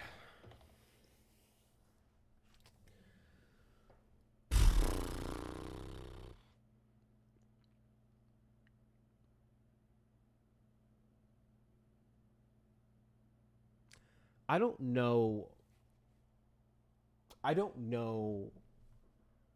how people who don't read have so much audacity to say the things that they say. I want to be very clear, just in case there's any misconceptions. I do not care about just numbers. If we compare the numbers of right now to last year with encounters, the numbers are good. The numbers are low. I don't care, because even when the numbers were high under the Biden-Harris administration, violent crime and everything else, including with undocumented migrants, specifically with undocumented migrants, was low. Yes, there is a risk and a caution to the amount of people who are coming here unvetted. We started to vet them. Bills were proposed to increase the amount of people that could vet them, that were shut down by Republicans. Okay? Executive action was inevitably passed. But that doesn't change the fact that before then, there was no risk that came about these numbers. That's not to say we should ignore the issue. To be fair, it wasn't. My criticism specifically is that action wasn't taken early enough through executive orders. That's one thing I will compliment Trump on. I do think Biden failed in the sense of just expecting everything to be passed legislatively, especially when we look at the things he tried to do with student loan forgiveness. That was executive order. That wasn't done legislatively. So I think he should have kept the same energy 2022, 2023, especially 2022, because that's when the spike of all this shit happened. That's where I absolutely will say that he failed. Despite this failure, I have yet to see any record number of crimes by undocumented migrants. What we saw is Americans become more unsafe because of white supremacist groups, because of American citizens who were taking advantage of all these different things, not by undocumented migrants. And this next claim that the NGOs is like this secret benefactor to incentivizing crime.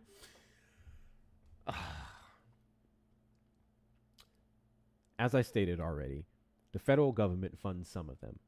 The large portion of them, especially in sanctuary cities, were state and local. State and local, and we didn't actually get to talk about this with the lady because everyone seems to forget this. Immigrants pay taxes here. Undocumented migrants pay taxes here. Those tax dollars also go towards their own. So, there's that. And if we want to talk about just taking away emergency services under, I forgot the name of the program, then by all means, you can be cruel. I will never support that. I don't care if you're illegal or not. If $5 out of my paycheck goes towards helping somebody in the ER who lost an arm, take the $5. I don't care. Any cases, that was a lot. I'm stressed. Trump supporters request up in the box here the demographic of people that I want to have a conversation with, or call in the number on screen if you're over on the tube side, 737-295-5321. Even if you're not a Trump supporter, you can be a non-voter that we had earlier. It could be a third-party voter. We are here to dispel misinformation about the Democratic Party, and that lady was a lesson in just how much Republican propaganda has won over so many people. Again, and I've been asking for this for over a year. Point to me one policy. Trillions today. Yes, I believe over the last 15 years specifically, and this was in 2022, 2023, Anthony, they contributed about 3.3 trillion. 3.3 trillion. I have yet to see any number that shows they're even past 500 billion in regards to what they would be a net drain to the country. But anyway, that lady didn't know shit about fuck when it came to actual immigration policies of the Biden-Harris administration. You know why? Because there was no immigration policy passed under the Biden-Harris administration, under the Obama administration, under the last Trump administration, under the Bush administration. We haven't gotten reform. The laws have been the same. The only thing that's changed are directives from the administrations when they come in. Biden's directives were the refugee cap and undoing Donald Trump's executive orders, many of which were found to be violation of human rights, many of which were cruel. If we're saying, okay, actually I have a full list of this. Give me a second. Damn it, my phone died. Give me a second. Can I get a mod up here to do a PSA real quick? I need to go get my charger. Because I can't pull it up on my other one. That's what I'm using on the camera.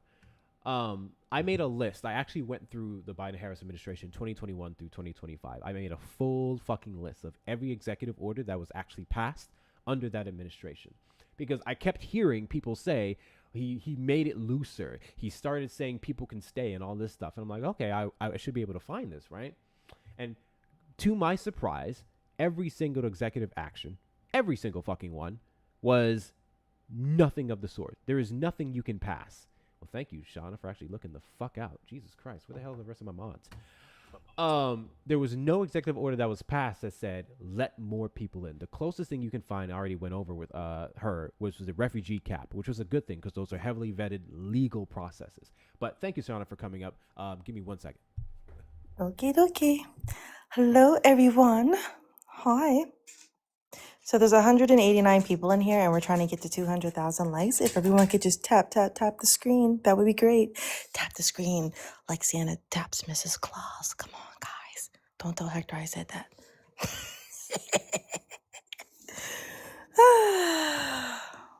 How's everyone doing this evening? That last guest was pretty exhausting, right? Am I right? Oh, he's back. I gotta behave. Shh. Don't tell on me, y'all. Don't tell on me.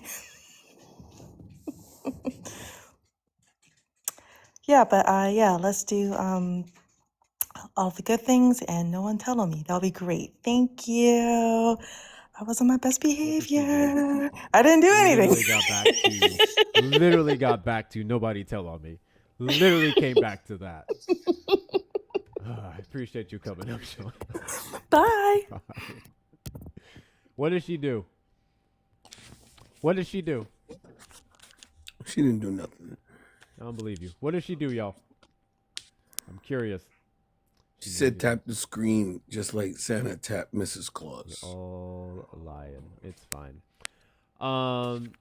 Any cases, guys, make sure we keep doing all the things. Also, let's get this goal knocked down. If you're loving the information that you're hearing so far, the conversations, the information, I already said that. Do all the good things. The best ways to support the platform is going to be checking out the link tree in the bio on the Tickety Talk. Like I said, we're going to have the PayPal, the Spendo, and the Dash Cap. Do all the good things. Tony, did you vote for Donald Trump? Not even in my worst nightmare. Who did you vote for in the 2024 election? The vice president. W's. Did you have something specific to say? We're just looking for. Yeah, I just wanted to ask you one question about that girl that was very exhausting. God bless you. Thank you, Lori. Why is it that all these Republicans know everything negative about Biden? They know everything negative about Harris. But the man that got the conviction, they overlook Call him. You're 6,000% correct. I appreciate you coming. To accept, press 1. No, I mean, because that's very important to me. They know. Caller, you're on the line. Hey, how's it going, sir? It's good. Hey, I was just flipping through YouTube and I saw your thing, and I was wondering. I'm just curious because I missed the beginning of it. So, why are Trump supporters scared of Democrats? That's correct. Trump supporters specifically have an irrational fear of Democrats. What does it stem from? I'm not a. Am I a Trump supporter? I'm a Trump supporter. I don't think that I'm blind to it, though. There are a lot of things I disagree with, but I mean, for the most part, I support Trump. So just to open the air up. So I'm wondering what I'm scared of. I think I guess is probably the best way to put it. The irrational fear of aversion wouldn't necessarily just be to Democrats specifically, as in their personhood, but also to democratic policies. Typically equates to a fundamental misunderstanding of not only what we stand for and what we support, but it can also fuel aggressive misinformation campaigns from the opposing side on what Democrats actually are for. I think we can all agree that Republicans and Democrats have their really sucky ways about them. And there's a lot of them that need to be voted the hell out. But in terms of the misinformation campaign, I would directly attribute that to the Republican Party, or at least being the better ones at that. I don't know. I mean, the Russia hoax was pretty good. What is the Russia hoax? Are you talking about the Steele dossier? Yes, sir. What is that specifically? Because I always talk to Trump supporters, and you guys seem to have very interesting views on what that was. So I think the biggest part was the character assassination of it, and just how it just kept going. And the biggest one I hear now, not you. I'm just saying. I'm like, you have crazy right, you have crazy left, and so. And I like to listen to everybody. So when I hear crazy left, they always talk about what the peeing on the bed Obama slept on in Russia. I think that comes up a lot. That's one of them, right? Or something. I'm sorry. Wait, someone alleged that Trump peed on the bed? What? So, yeah, something about peeing on the bed or something like that in the bed that Obama slept on in a Russian hotel or something like that. I'm just saying. You haven't heard that one? I've never heard. I'm looking it up now. That's what? Okay. Okay, please do. Trump peed. Russian bed. What is Donald Trump's pee tape? An explainer. Oh, this is a thing. Damn it! There's a paywall on this one. Hold on. Don't mess with the paywall. Yeah, this about Donald Trump in the room. Here we go. P-tape claim explained. The release of former FBI Director James Comey's new book and memos he wrote last year has plunged the United States into yet another round of speculation about whether the Russian government taped Donald Trump watching prostitutes urinate on a hotel bed in Moscow in 2013. Yeah. Montreal. Okay. The utterly bizarre allegation, which became public by way of Christopher Steele's infamous dossier, has never been confirmed. Indeed, beyond the hearsay of a few anonymous people, we have no evidence that it happened, and Trump himself has ferociously disputed it. But while promoting his book, Comey told ABC News that he thought there was at least a possibility that it really took place. I honestly never thought these words would come out of my mouth, but I don't know whether the current president of the United States was with prostitutes peeing on each other in Moscow in 2013. It's possible that I don't know. Okay.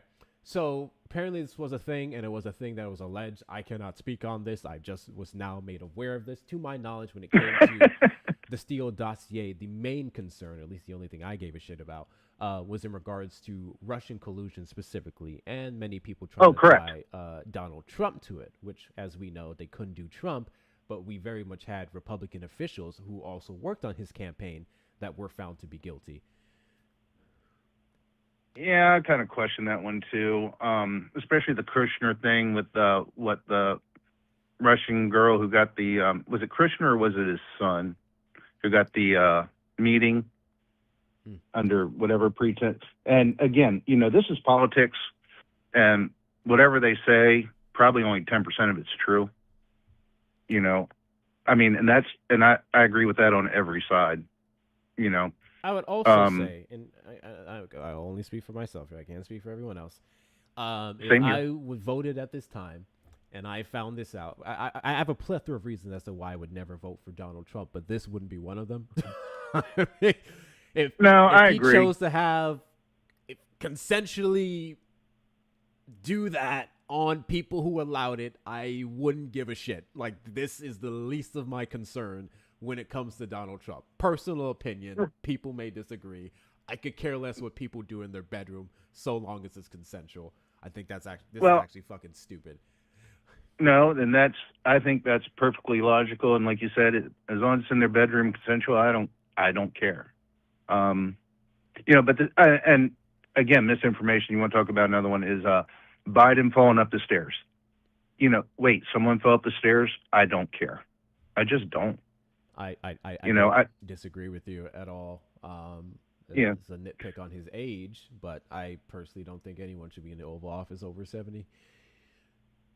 I don't know. I mean, I've met people at 50 who have no business driving a car, and I've met people at 90 who, are brilliant. So, I mean, it's sure. But I think the problem is as time goes by, generations change, policy changes, demands change. And I think having someone who is behind could set back the country and where it needs to go. But I see your point. We do have some effective older people in Congress, and it should be more so based off their record. But political crap aside, we know both sides can sometimes harp on things that are ultimately irrelevant in the grand scheme of things. I will give you that. I'm sure Democrats have had their couple. But like I mentioned, I don't think this necessarily was the crux of the argument against Trump in 2016. It was more so his relationship with Russia, which is still very prominent and concerning today. I would agree with that, but I would also say that Biden's relationship with China was pretty concerning. What relationship during would you that say time he had with China? Well, the one through his son with the weird money thing, and the one where his son got, and the other one with Russia was where his son got a lot of money from Moscow's mayor's wife or something crazy. Yeah, but those dealings had nothing to do with the federal government. No, they don't. And Trump's dealings with Russia were before he ran for president. But you can't. I'm not going to take those as one-offs. I'm going to take them as a whole, right? So, when I see those things and I see private guys make those deals, it raises an eyebrow for me. And then when I see them get into positions of power in government, again, Biden's son had no position of power in government aside from being Biden's son, which is a position of power. I mean, we saw how Donald Trump used his sons last time he was in office. I don't think. I mean, if we're gonna say it's a position of privilege and something that you could use to get better deals in several areas, sure. I don't think I would necessarily say it's a position of power in regards to what you can get the government to do for you, or being even protected by the government. Because to be fair, he even got prosecuted under Biden's DOJ and FBI until he pardoned him. Yeah, no, and I agree with that.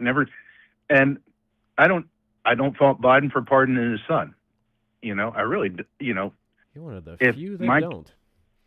Yeah, well, I mean, it makes sense, right? If your kid's in trouble and you got a chance to pardon him, you do it. It's logical. It's not ethical, but it's logical. One thing I wanted to see if we totally agreed with is term limits in Congress. I'm all about term limits in Congress and the Senate. Oh, 6,000%. I'm for term limits in the House, term limits in the Senate, term limits in SCOTUS. Honestly, I am perfectly fine with all of that, especially SCOTUS. Because I'm good with SCOTUS. Are crazy to me. I think so too. And I think those, and again, you look, Ruth Bader Ginsburg, I disagreed with her on a lot of things, but you can't take away her accomplishments. And the last part of her life, she should have been able to enjoy it and not sit there on that justice bench. You know, someone should have been able to come in behind her and pick up her flag per se. Even though, like I said, I didn't agree with her on a lot of things, but you can't. You know, her accomplishments were fantastic. She had a political idea, but someone should have been able to come behind her to carry on her legacy and let her enjoy, you know, her time left in her life. And that always disappointed me. I don't necessarily agree. Give me 1 second, please. W's in the chat to Shauna for the $15 donation on Venmo. Appreciate your support. Can we get some W's in the chat to Shauna? W's in the chat to Shauna. Appreciate your support, guys. Best way to support the platform is going to be the links in the bio. Hector Talks with 2 R's and the Hector Pal. You can find all that information available. Oh shit, I did not put up something in the description on the Tube side. Mods on Tube, can I get you guys to put that in there and I'll go ahead and pin it. Appreciate you so much. Okay, so I would say the comparison of Trump's pro-Russian leanings and Hunter Biden's criminal dealings are not the same. While they are both problematic, I don't know. I could care less about substance abuse personally. That's a personal choice to you. If you got on the substance and you started knocking people the fuck out, then yeah, okay, we'd have more of a problem. But he was ultimately only destroying himself. And then there was a firearm charge and stuff of that nature. Yeah. But versus Donald Trump, comfortability with Vladimir Putin, I think that is a very big concern, not just for Americans, but for the world, especially with the 28-point peace deal that's just been put out. I'm not sure if you are familiar with that. I haven't looked at that yet. No. The one thing I would, and this is my argument against his coziness with Vladimir Putin, was his big push in Europe during his first term for them to get off of Russian oil, which is Russia's lifeline for money, and, you know, push onto American oil. He even said, Saudi oil, you know, just to get off the Russian oil. And that did come back to bite them when they didn't do it, and they laughed at him during Ukraine, during the invasion of Ukraine, because they were still basically by Europe buying Russian oil that funded that war. Am I off base on that?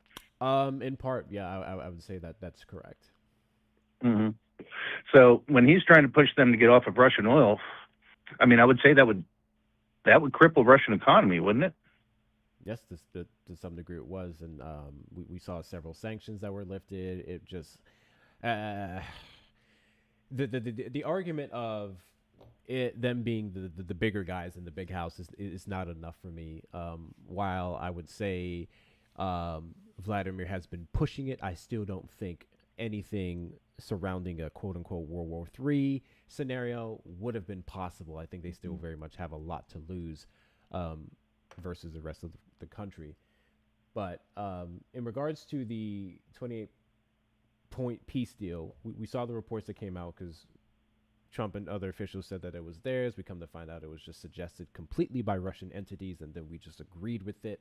A portion of that deal is to reduce Ukrainian forces by 250,000. I don't know why they would want to do that.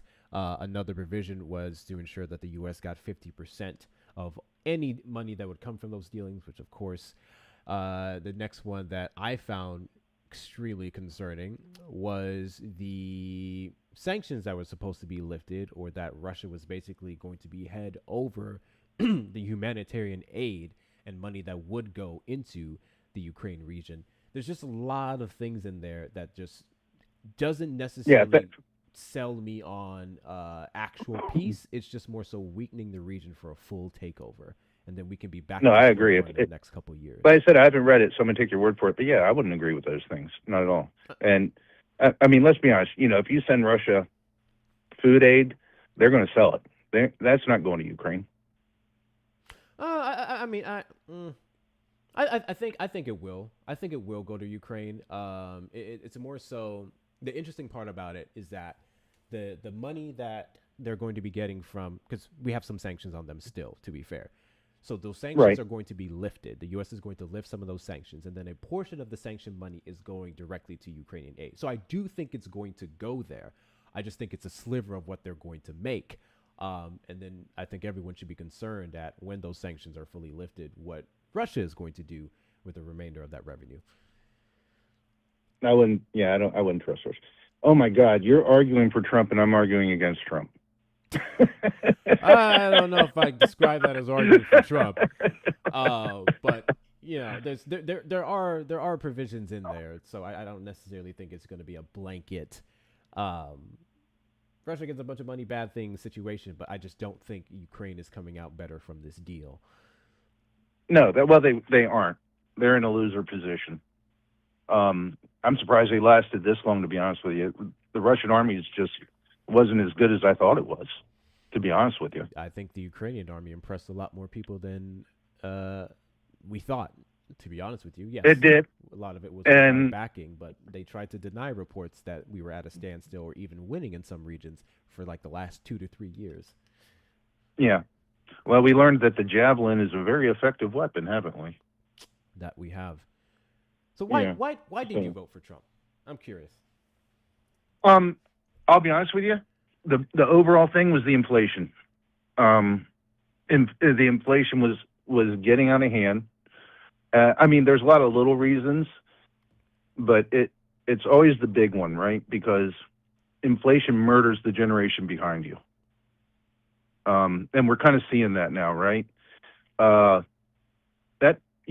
When Trump comes up and says, I'm going to lower food prices, I know he's not. He can't, because the inflation's already there. It's already built in. Now, if he can slow inflation, which he has done, then maybe wages can catch up to inflation.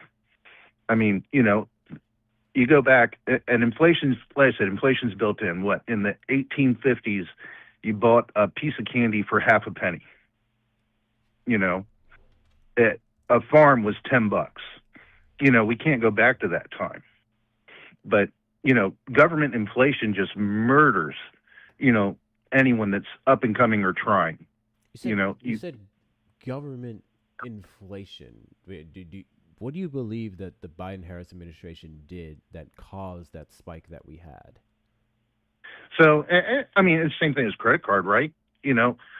They say print money. It's not printing money. It's just the government, the government goes to the Fed, and the Fed, hey, we want to spend this much money. And the Fed says, okay, you got this much money. And, it's not real money. It's just on a computer. But that's what does the inflation. The beginning of, go ahead. Quite, especially when we look at the numbers we saw under the Trump administration, especially near the end in regards to pandemic-related spending, that Trump would have had the most money printed from the federal government. So that wouldn't necessarily be an indicator of why inflation went up under the Biden administration. Well, they kept doing it. I mean, how many COVID bills were there? There was between the COVID bills. Right. So mostly the COVID bills. It was 2 under Trump and then just 1 under Biden. And that would be my point. So the most money was printed under the Trump administration.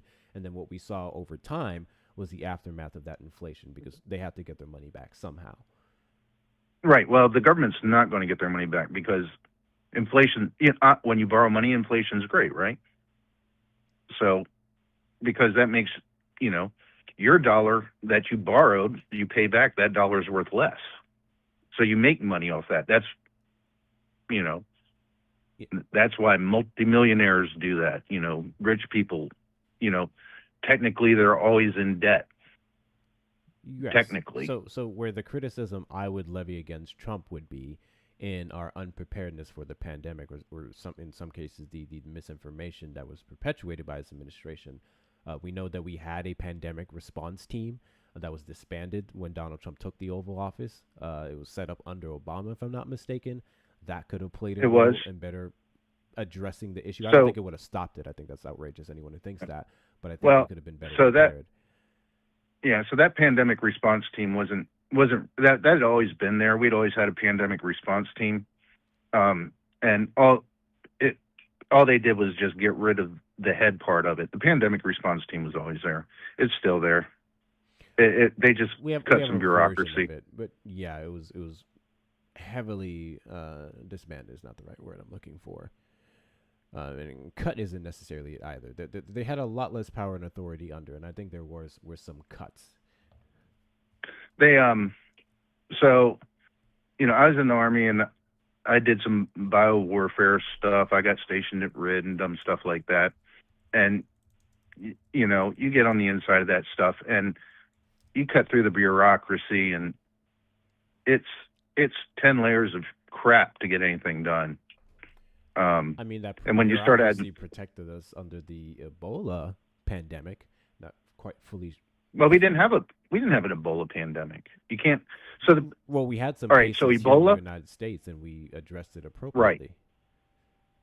Well, yeah, because Ebola is. If you look at Ebola, give it a mean look, it dies, because Ebola is very fragile. It has to be under perfect conditions for it to transfer from person to person. And I'm going to say this just to say it. If we'd have treated the COVID just like a biological warfare, and just say, hey, it's about, don't say it's a bioweapon, just say we're going to treat it like a bioweapon, we'd have been a lot better off. Because, if you take a look at it, any virus, this is what ticked me off about the COVID thing, was when they closed the beaches. The best thing you want for any virus is sunlight and salt air. Everyone should have been in the beach. You want everyone outside. Every time the sun's shining, you want them outside, because there is no virus that can handle UV light. And when you lock people in, you build up more and more of it. So, does that make sense? I don't disagree with the sunlight's importance on and helping anyone heal. The issue would be the beaches specifically, which was a public place where you were having close encounters with other individuals, and the goal was to stop the spread, not stop you from getting sunlight. So that's why the beaches were closed down. Right, but so here's the thing about beaches and viruses, right? They call it an infectious dose. So you have to have so many particles to be infected. Yeah, or tell me if I'm getting it. If I'm talking about it.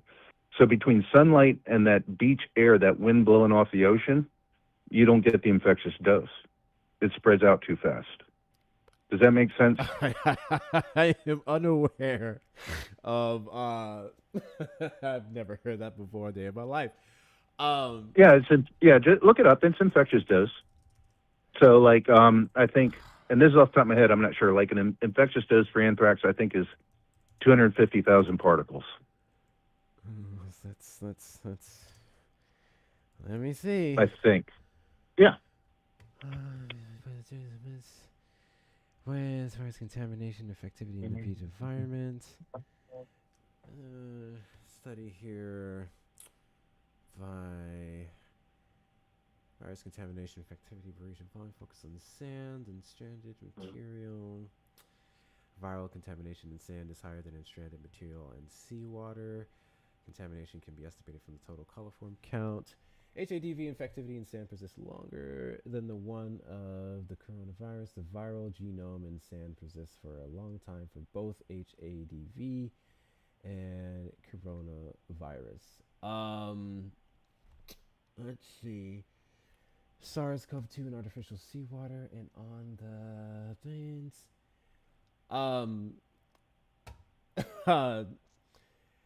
From what I've seen here, again, to be fair, you mentioned the air. I can't speak on the air. From what I'm reading here, the justifications for closing down the beaches is even more solidified based off the increased contamination from the sand. It persisted longer than what was even in the vid strand. So I have HADV, viral genome in sand presents. Results confirm viral contamination of the beach and suggest HADV as an index pathogen for beach monitoring and quantitative risk assessment. Yeah, the most contaminated samples. Oh, no, let me go back. Moreover, for the first time, the genome persistence and infectivity of two model viruses was studied in laboratory spiked sand and seawater. I lost it. Seawater samples during a 1-week experiment. Viral genome was detected in 13.6% of the environmental samples, but it was not infectious. Non-virus and SARS-CoV-2 were not detected. The most contaminated samples were from sand and close to riverine discharges. In lab-scale experiments, infectivity of HAD5 decreased by 1.5. The one of 1.5 log 10 in a week. The one of human coronavirus 229E disappeared in -3 in sand. Yeah, from what I'm seeing here, they did the right thing. I'm unaware of the wind stuff. But for what I'm seeing here, it was very viral on beaches, and that's why they closed it. And let's see, coastal water pollution transferred to the air and sea spray aerosol and reaches people on land. I'm seeing studies here that show that it was highly contagious in these areas. Highly contagious on the beach.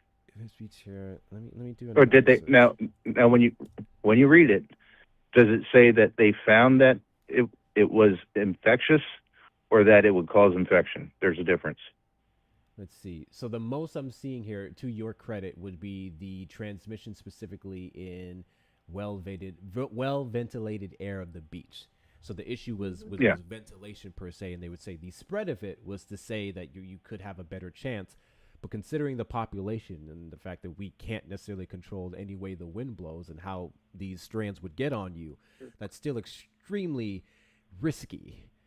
Okay. So now I wanted to bring you to that just to compare this. So instead of doing that, we told everyone in the area to show up at Walmart. What? Well, we closed down all the mom and pops, right? We made everyone show up, go to the big box stores. So we actually packed people together during the COVID thing. Is your argument by keeping more places or closing down more places, we compacted them in? Okay, I mean. I see your point, but then in those controlled areas, because that's the point of it, controlled areas, there was supposed to be social distancing. I was in a red state, to be honest with you. No one gave a shit about that, and then they died off. Right. But the goal of it was to control the spread, because we couldn't completely stop it, but we were just supposed to reduce it, and we can control it based off of less areas being open, which is less places for it to spread. While those areas were concentrated, there were still protections in place via mask, via social distancing, the wipes, the regular sprays of Lysol and different solutions, so on and so forth. That was to help reduce that spread. Okay. Now think, and I'm going to lead you into this too. Now think of a sneeze at the beach and think of a sneeze in Walmart. Which one's more persistent?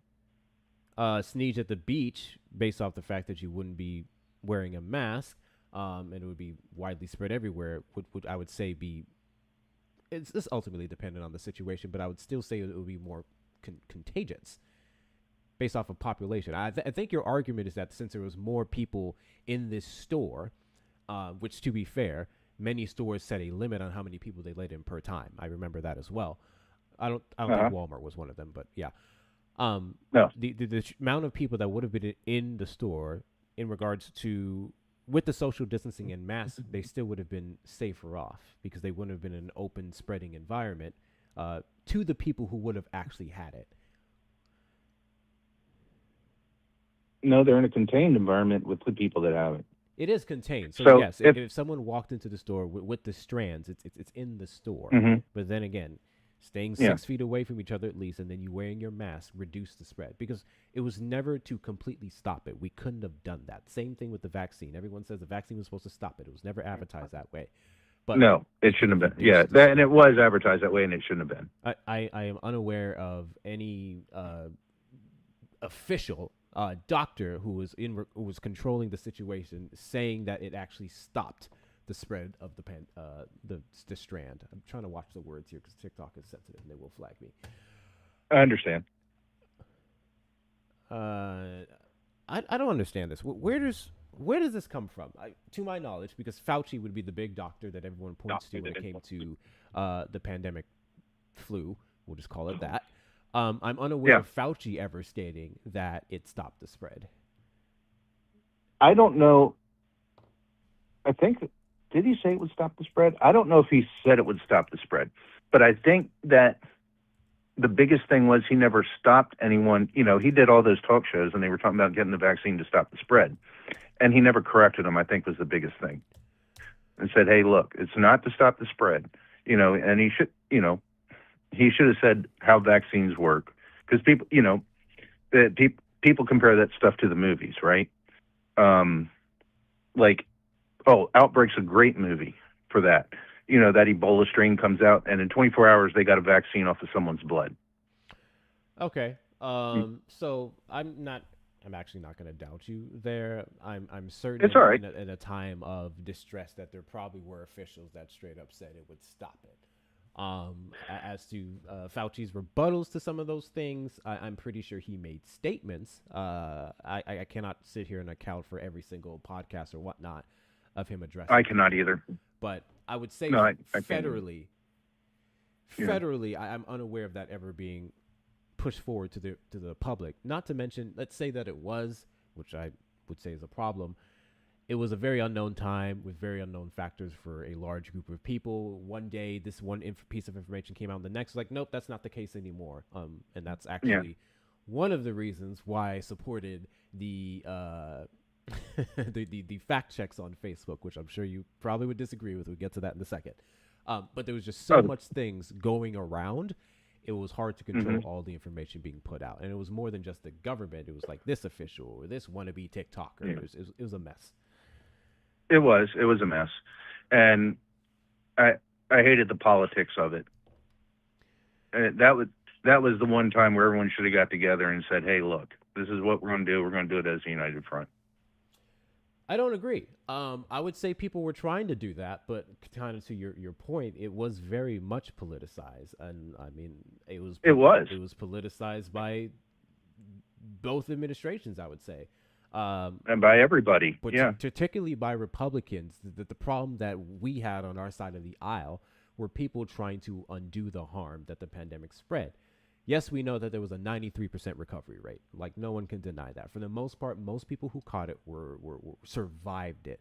But what a lot of people leave out of the equation is the long-term effects that it had on many individuals. There are friends that I know right now who started having heart problems after they caught it. There are people that I know who started having respiratory issues. I can say my breathing changed after I caught it. Yeah. So it wasn't so much about, you catch this, you're not just going to die automatically. It was more so, this is still a huge risk to you in several different ways it can pop up. If it's not this year, it can be a year after.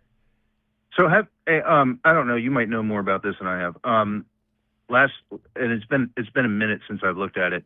There's a big thing going on, whether it was COVID has caused us all these heart issues or the vaccine. Last I saw, it looks like they're leaning into the vaccine causing a lot of the heart issues. Are you up to date on that? You might know better than I do. I'm unaware of that.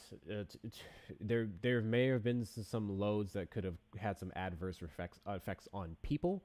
I would say that's the exact same as any other vaccine. There's always going to be a small portion whose bodies they're just not compatible with. But Correct. I'm unaware of any large enough sample. But I do know some individual cases that have been alleged. The problem with that is it's very hard to vet, just because there was a lot of people who were lost their lives because they had pre-existing conditions, and because of the vid, it was often attributed to it, but that wasn't necessarily the determining factor. It was more so what's the word I'm looking for? The domino, if that makes any sense. Mm-hmm. So it does. Yeah. That is something I've heard a lot. I can try and look into it, but to my knowledge, there's no mass number of vaccines taking out people. No, I'm not seeing that. I'm seeing people having issues after the vaccine. But again, you don't know whether to contribute that. Like I said, I haven't seen the study that definitively says it was a vaccine or definitively says it was COVID. I was just going to say, if there are any cases, which again, maybe there are, from everything that I've seen, it's more so the actual virus has done infinitely more damage than the vaccine, which is why it was pushed so heavily for people to get it. I've never been vaccinated personally. I was anti-vax at the time. I never bothered. I had serious asthma issues when I worked in this warehouse, so I wore a mask already, 2018 all the way. I Yeah, wore so masks you, for my job. yeah, So if you have asthma, I no, was fine. you don't take them. Um, Yeah. but I can say Did when you I catch caught COVID? it, that yes, I did. Yeah. I caught it, I think twice. I can't confirm the second time, but I know for the first time because I was, it was bad. It was really bad. I didn't know. I didn't know what was going to happen. And that's why I rejected people who said, oh, young people are fine. That was bullshit. I was 22, 23 years old. That shit fucked me up. But yeah, I caught it. I survived, but I did not like what I went through when I caught it. And then I knew people who got the vaccine and also caught it with sometimes worse situations than me, and they were better off. Like they still caught it, but they didn't have the adverse effects that I did. So I'm not. Yeah. One thing I will say I kind of agree with Republicans on is in regards to the mandates. The problem is there wasn't many. The only mandates that took place was in the medical field, which that makes sense. You're literally face to face with it, and then the military. Everyone else had the ability to not take it, and there was religious exemptions and there was health exemptions. But most private institutions, it was up to them. It was up to them. And I don't think it was the job of the federal government to step in and say that you can or can't legislate if you want people to come in with a vaccine or not, especially considering that business, if someone did catch it and spread it, could then be sued. It was a liability issue. That's what a lot of people leave out the conversation. The reason why so many companies chose to, I guess, quote unquote, mandate it was because if anyone got sick on their watch, that was their dollar. But the federal government specifically never mandated it for the world. It was only in their two branches, which was the medical field and the military. Okay, I thought they mandated federal employees. They didn't. I thought they mandated all federal employees. Yes, and I'm leaving out federal employees, and many of those federal employees still got exemptions. Okay, yeah. No, I'm not into. I wasn't into the mandate at all. I didn't get the vaccine. I did catch COVID, but after I caught it, I was like, I'm vaccinated. Because it's not like you aren't going to catch it again. The vaccination? No, I didn't get the vaccination because I caught it early. And I really think my wife had it before it was even out there. I think in that year she caught it in December. We had a lot of reports of that. When I first caught it, it was in November 2019. Yeah. So, I mean, yeah, it sucks. God bless you. But it was just a really, for me personally, it was a bad common cold is how I would describe it. You had it worse. I hear you. I was just gonna say I hear you, but that's a privileged take. There's a lot of people who are still. God bless you. Thank you very much, Winfred, for the gifts. I appreciate you. And then here we have a couple people here in the chat. I was an RN. I was not forced to vaccinate. So to my knowledge, I don't know. A lot of that was just messy. When I'm talking about it, I more so come from the place of the government's role, and outside of again federal employees. And even then, they still had their exemptions, which I don't have a problem with, especially considering when it comes to the military, when it comes to medical employees, so on and so forth. Let's be honest, the average American doesn't obviously read like a lot of the fine tunes of their contracts and causes of employment, where some of that stuff is in there and says, hey, you have to do it. So there's a lot of outrage about that, which I feel like was unjust, but I understood some of the points. Yeah. Hey, I mean, I know you want to talk about the Facebook thing, but if you have another caller, man, I don't want to suck up all your time. Oh no, I mean, I was probably planning to wrap it up here in a second, but no, I was just going to mention that is a point of contention with a lot of Republicans. I don't actually know your position on it, but I don't believe that the government. Actually, I take that back. There's one area I do think they overstepped, and that's when it came to humor, because a part of their pressure to censor content did include humor. But the problem with that is still it was more so pressure. Mark Zuckerberg already admitted to this in his letter to that judicial committee last year, that it was ultimately his decision to censor some of the content, and it didn't contradict with the fact-checking process that they had beforehand. But I do not agree with anyone who shares the sentiment that the government forced Facebook and Twitter to do anything, because we don't have any evidence of that. No, the closest thing that we have an evidence of government doing anything, and it seemed like more, I know there's a lot of conspiracy theory to it, but it seems like they were just monitoring Twitter with the would they have 25 employees at Twitter just basically monitoring it. Yes, I think. Yes, I don't remember the number, but I know that we'll say task force. Yeah, but I mean, you hear rumors that they did nothing, then you hear rumors that they were pushing certain things. I mean, again, those are rumors. You got 25 guys at Twitter. I imagine they're just monitoring what's going on. Yeah, I mean, the Twitter and whatnot chose to cooperate with the government on that. I have no doubt in my mind that some government officials and people who worked for Twitter probably had contentions on certain material when that's expected, right? If you're going to have someone who is anti-vax and think the government is overreach versus someone who may be more understanding or at the least following orders from higher ups, there's going to be some contention there. It's just hard to go down the route of anyone was forced to do anything or there was some overreach, especially with how people talk about these situations. But like I said, I'm of the firm belief that it was unprecedented what took place. The government getting involved, even in private institutions, made sense. It ultimately was consensual. I'm not denying the fact that having the government on your neck wouldn't cause you to lean towards a certain direction. But, I mean, a lot of these institutions own the government anyway. So, no, I don't think that's a cop-out with Facebook, especially considering how cozy they've been with the government afterwards. Yeah, well, they're cozy with every government, it seems like. They're even cozy with China, of all things, so, Yeah, they could care less about country. It's about profit. It's profit. It's all about profit. Yeah. No, I agree. Did you answer my question? I guess you kind of did. I don't know. I don't remember what your first statement was in regards to why you voted for Trump. Inflation. Inflation. Yes, that's what I wanted to get back to. So the problem with the inflation conversation is that that's not something that's necessarily tied to any one president. Can presidents do certain things that could lead to an increase or decrease? Yes. However, the problem that I have is that a lot of people saw that big, 9% in 2022, and they attribute it to the Biden-Harris administration, despite the fact that, again, many of the resulting bills and stuff that was passed for the pandemic was just starting to play catch-up. So, no, I can't look at anything and say that this caused inflation. The closest thing is maybe some green new energy deals, but even then, we can look at the infrastructure bill and then the Inflation Reduction Act, which everyone says caused inflation, despite the fact that inflation went down every single month after it was passed. I'm not saying that's the reason that inflation went down, but that's just the pattern. So we can't say that it caused inflation. No, but anytime you overspend your budget, you're going to cause inflation. Because you're spending more than you're taking in. As a government does it. So even now, Trump's lowered inflation, but what? He's what's the budget deficit right now? I forget.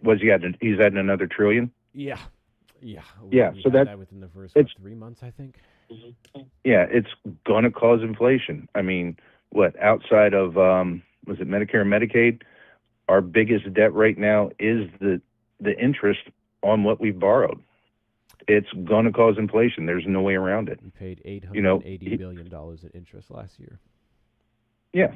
So that's going to cause inflation because we don't, because to cover it, we got to cut programs, and the government's not going to do it because they want to get reelected. You can't run a household the way the government runs their money. You can't run a business or anything like that. The way the government runs money, you can't run any other organization except for the government like that.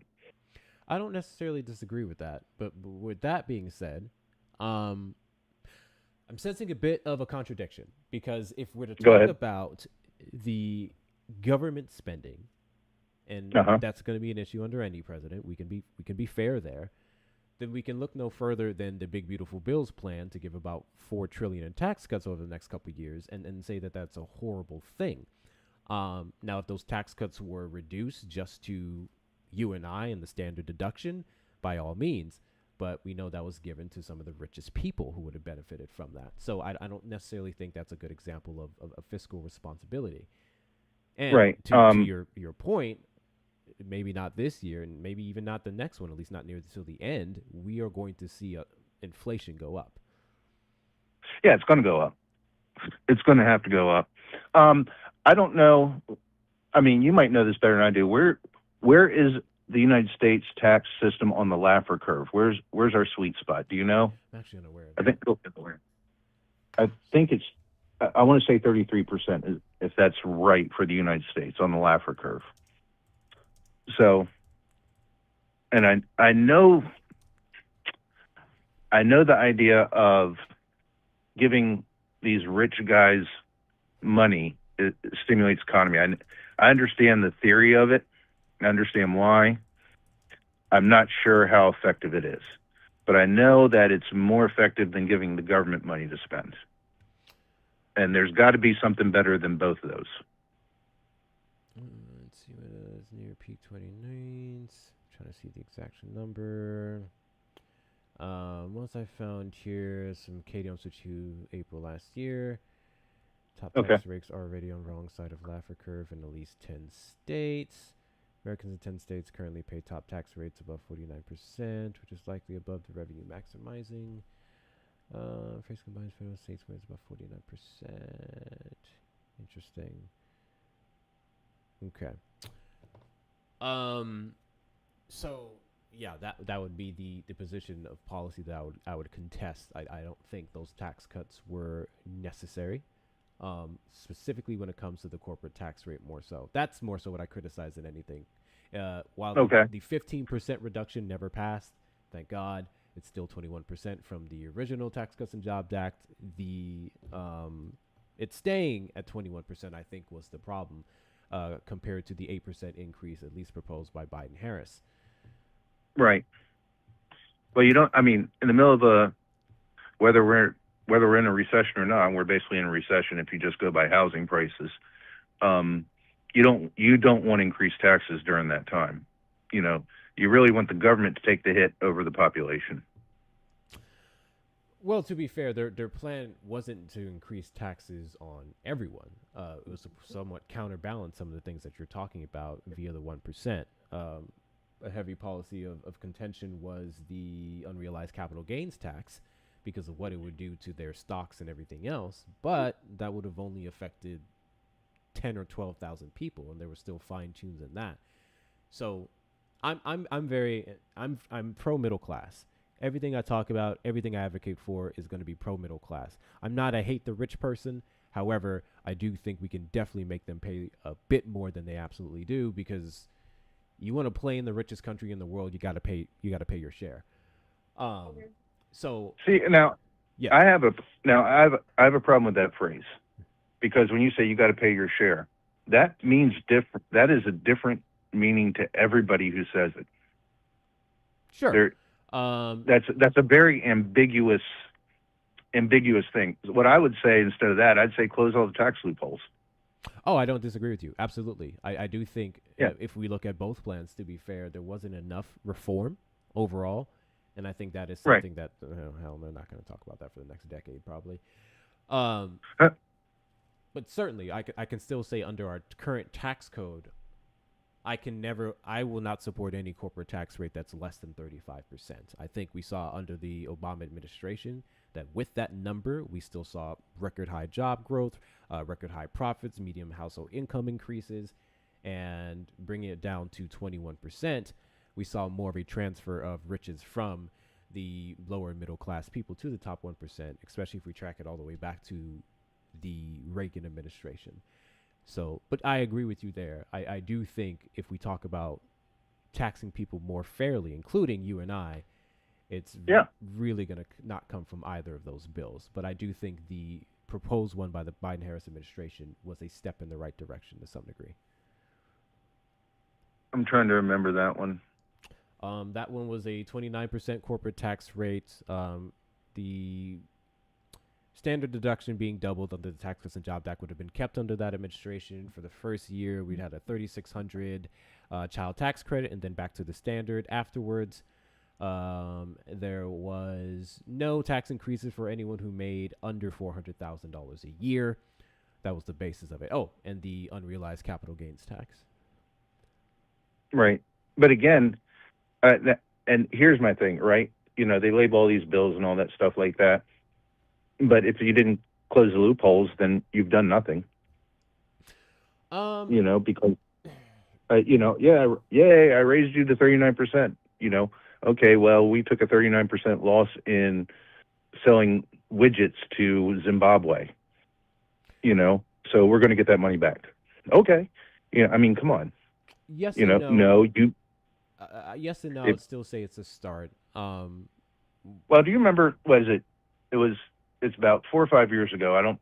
It was either under Trump or Obama, where GE had record profits, and ended up getting $200 million back in taxes because they claimed they were in some kind of financial trouble. I think it was either. No, it was maybe they got $2 million back. I forget, but that year they had made record profits. They were bragging about it, and the whole company as a whole didn't. They actually got money back from the government. I think it was under Obama, and it was record and it's like, how do you do that? Well, it's a tax loophole. So again, you raise them 39%. It looks good, but did we actually do anything? Oh, so you're referencing a $200 million penalty that they had to pay to the SEC, but in regards to their profit, they reported a $7 billion profit margin in 2023. They got a refund of $423 million. Now, this is the part you're not gonna like. No, go ahead. The 15% minimum tax on corporate profits that was proposed under the Biden-Harris administration would be one of the things that help close that loophole. Well, then I'm good with that. Okay. Look, I'm not an ideologue, man. Good ideas come from everywhere. And when you find a good idea, you push it forward. I don't disagree with that. I do think we have far too much party ops and less focus on the people ops. I can definitely put that on both sides.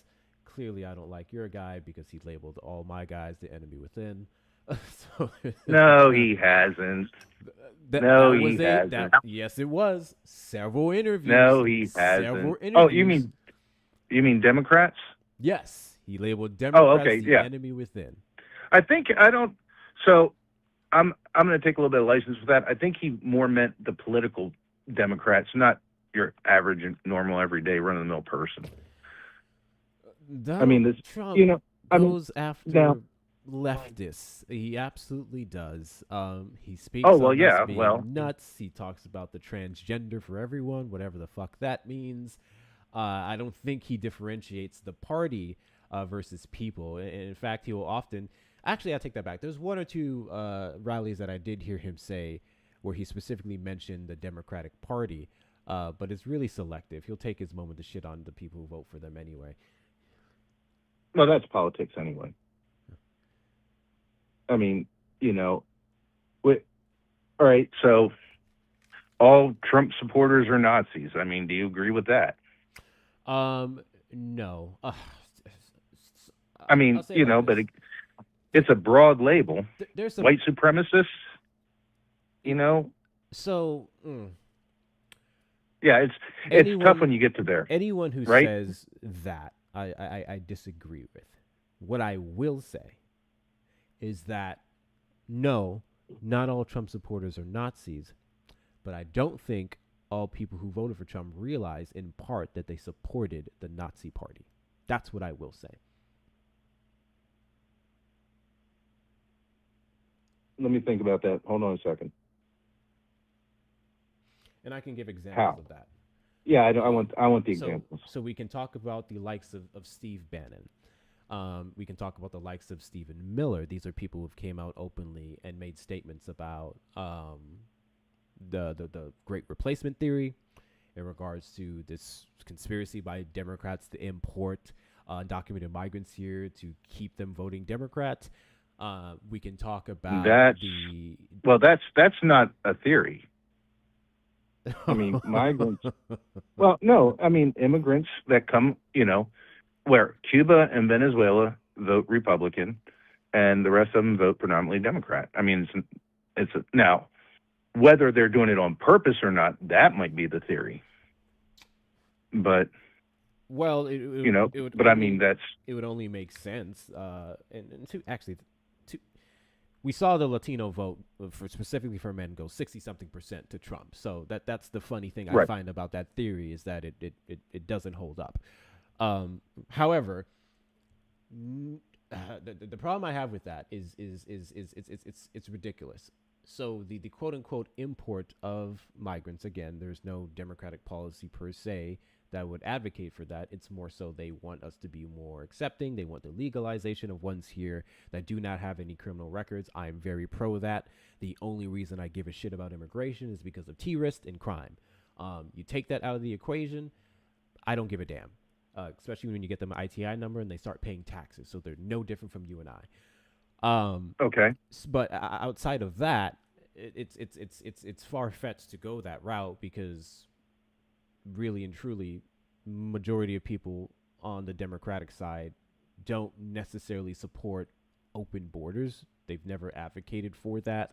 An increase to people who'd be legalized here isn't a indicator of saying, hey, let's stop. Let's start claiming more asylum process and let's allow economic asylum. Like those are two vastly different things. There's a difference between the Democratic Party and the leftists because they're ideologically different. So, correct. Yeah, I would very much say with my full chest that the Great Replacement theory is very much a racist Republican, or I won't say Republican, far right talking point. I don't know. Are you under the belief that there is anyone who wants to replace white people? Well, they say they do. I mean, they're not a majority, but there are people that say they want to replace white people. I mean, again, so I want to make sure we're not mixing up random leftists on fucking Twitter with the party. I'm not talking about, yeah. Right? No. So in the party, which oftentimes shits on leftists, there is nothing to show that that's something that they want to do or indicated towards. No, yeah, it's definitely not an official policy or anything like that, right? God damn it, got a flag. Oh, did I do that? I hope I didn't do that for you. Said all kind of things. It's probably a combination of it. Go ahead. Oh, I did drop the N-word. I'm sorry. Oh yeah. Then we both did. It's fine. Go ahead. Yeah, I didn't think. I apologize. No, I don't know. I would think that your far left would want that. Would want to replace. And I mean, we are kind of seeing that in Europe. We did have, the crazy guys talk about, you've already let us in, we're going to take over, and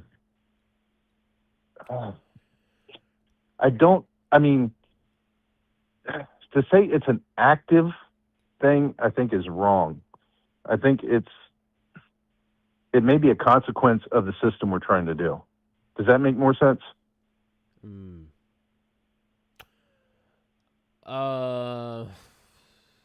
More so a consequence. I mean, like, I would put it this way. It's like smoking a cigarette. Yeah, it feels good right now, but you're going to get cancer. I'm going to You can disagree with me on that. Disagree with that. Okay. And the only reason why I would say I would have a slight agreement is in the sense of, if we look at any policy that wants to be passed, there's always going to be a caveat. Correct. Maybe there is some person in a basement somewhere that if we were to get something passed to legalize more immigrants, they're going, yes, this is the closest I get to seeing less white people. I don't fucking care about those weirdos. But I would say, even in regards to leftists, as someone who circulates far left spaces, literal communists, they don't actually give a shit about how much white people they see. If anything, they advocate for better white people who acknowledge racism, white people who acknowledge some of the harm that's been caused. They just more so want the country, especially in specific bodies of our government and otherwise, to better reflect what we've always looked like, which is more black people, so on and so forth. I'm still, I still wouldn't, I don't even know if I would make the argument that's far left. Because if we're getting into a position of some type of mandate or forcible removing or eradication of white people, that would lean into authoritarianism, and that would be more so right leaning. Where I say when I think of far leftists, I think of looseness, a level of looseness that could be a threat. Versus I think control. you're thinking of. I would say that's more progressivism than left. I think now look, I'm going to say this, and I know you're going to disagree with me, but I can give you a couple points. I think that the left is closer to authoritarianism, and I'll tell you why. Because I know. I'm curious to hear this. I'm really curious to hear this one. But the biggest one is the control of free speech. You know, free speech has always been a progressive left thing. You know, you can say what you want, but you know, understand that bad things are going to happen to your consequences. Well, what happens is now you can't say what you want. Let's see. I don't want to use that one. The first one that comes to mind is the transgender. The second one was, you know, talking bad about COVID thing. Then we have microaggressions, and then So, you know, growing up, when I talked to a group of people, I'd say, hey, guys, let's do this. Well, all of a sudden it comes up, you can't say guys because that's exclusive. And it's like, okay. Hold on. I mean, that's, you know, I'm just looking for an example, you know, just looking for examples. But I think the control of speech right now is a left thing, and that's very authoritative. So I'm going to agree with you to some extent, just not to where you landed with it. I do think very much the left and progressive people advocate for more policing of speech. 6,000%. That is obvious. Right. I don't think it's in the sense of I don't think it's fair to equate it to authoritarianism, because while we may check you more so for what you say, that's not us trying to take away your rights or justify causing harm to you. Like I for one, there's certain words I don't like. Anyone who says retard, that's a no for me. Fuck that. I don't care if it's a joke or what. That's I don't play with that word. I think it's disparaging. Right. So if someone to come up here and say this on this platform, I would stop you from saying that because I don't allow it. And not to mention TikTok would actually flag you for saying it. So there's that. But right. Leftists aren't trying to get you to lose your job for saying it. There's more so acknowledging, in some cases, of the perpetuators of the social consequences of you using that word in a disparaging fashion. And even I would say that the leftists are trying to get you fired. Well, no, the leftists were getting you fired for that. I mean, James Gunn, 12 years before he did Guardians of the Galaxy, he said something on Twitter, right? And, you know, there was an outcry about, he said it, and Disney had to let him go. Now, they hired him back, but to appease them, they had to fire him for something he said put in a Twitter post 12 years before. The woman that I think there was some ran more Vogue? recent stuff, and to be fair, he did say some really weird shit. Oh, yeah, he said weird shit. Well, he's a weird guy. It's Hollywood. Anything coming out of Hollywood is going to be weird. I mean, yeah, true. You know, but then there was the woman from Vogue who had another Twitter post from years ago that got fired after she became editor-in-chief or something like that.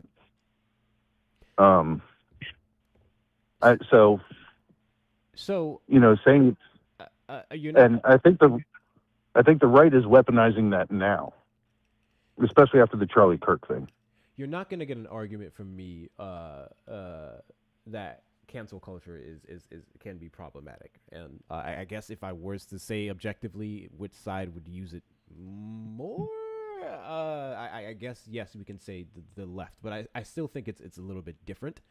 And more so, we simply, like, I'll say it with my full chest, I hear some disgusting things to where I'm like, you shouldn't be in this place. You shouldn't be allowed to say this. I'm a very big advocate of that. But in terms of who actually got their government to utilize it, I would say look no further than Republicans. Because while the left may have put some pressure on private institutions saying, hey, we may boycott you if you don't do it, ultimately they still had the choice to keep that person hired. and just lose some dollars. We saw that with Disney. When they did what they did to Jimmy Kimmel.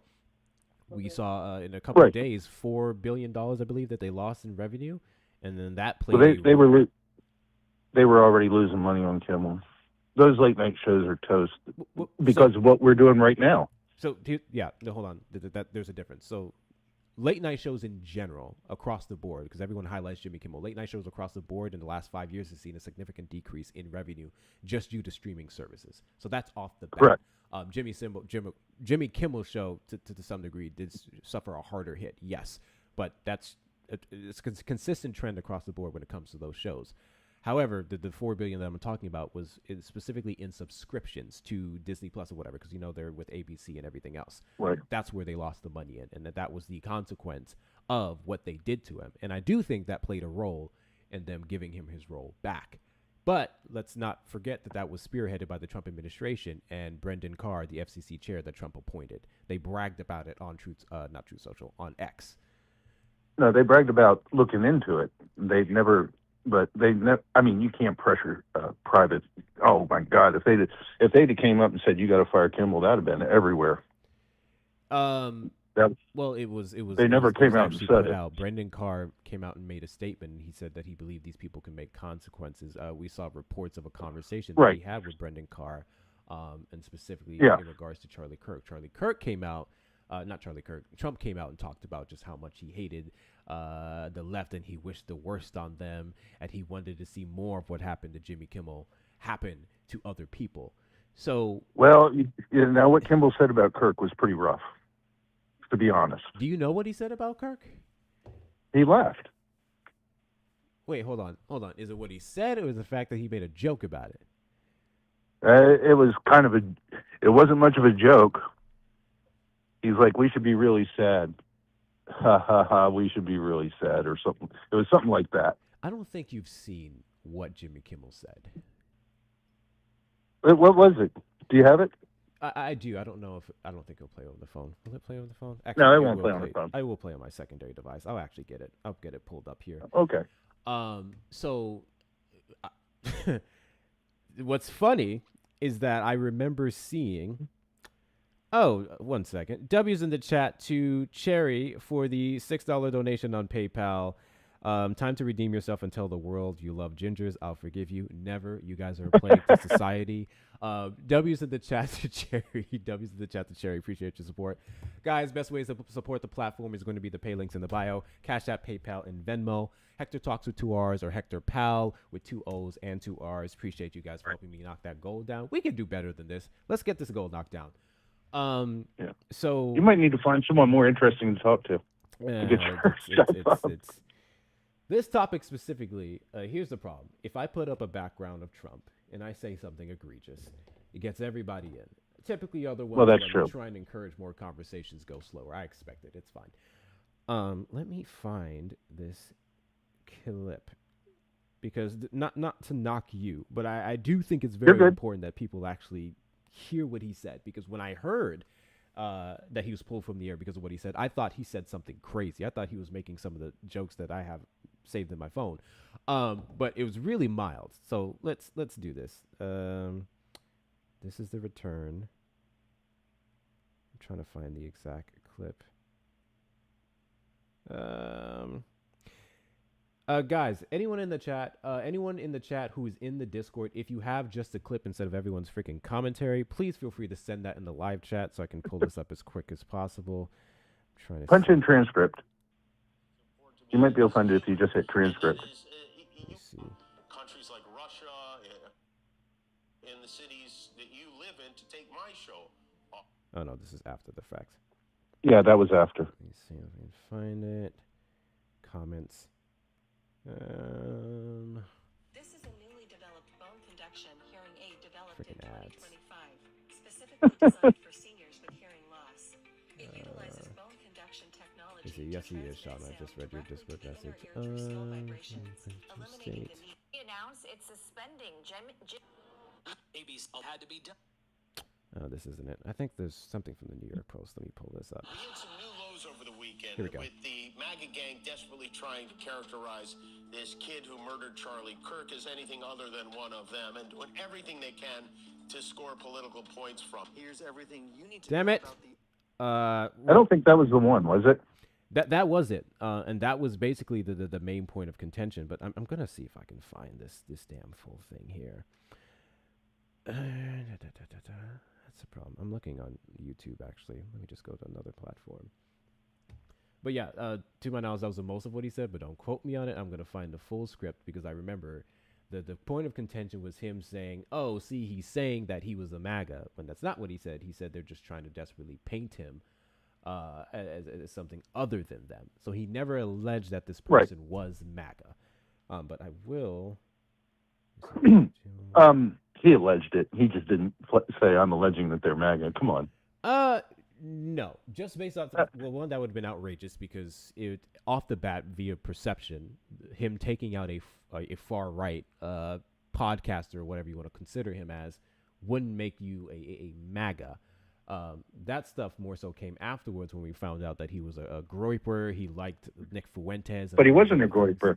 No, he wasn't a groyper. The groyper comments come specifically from some of the things that was inscripted on the ammo. So it was groyper. I won't say he was officially a groyper, but it was groyper rhetoric that he was using on the ammo. Well, I thought that was gamer rhetoric. The Helldivers one, that was where the "Hey, fascist, catch." That was Helldivers specifically. There was the other lines, which I cannot recall, that was associated with groyper communities. Let's see, clip of what Jimmy Kimmel said about Kern. I'm sure C-SPAN has something. Here we go.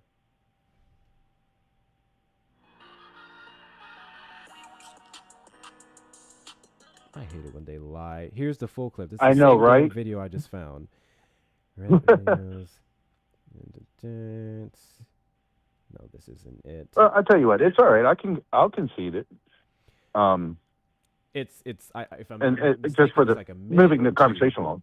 It's a minute or two, and I'm going to be looking for it on the back end here. It's a minute or two, where he made his quips, and the only thing specifically about Kirk was that line that we did just play in the initial New York Post video.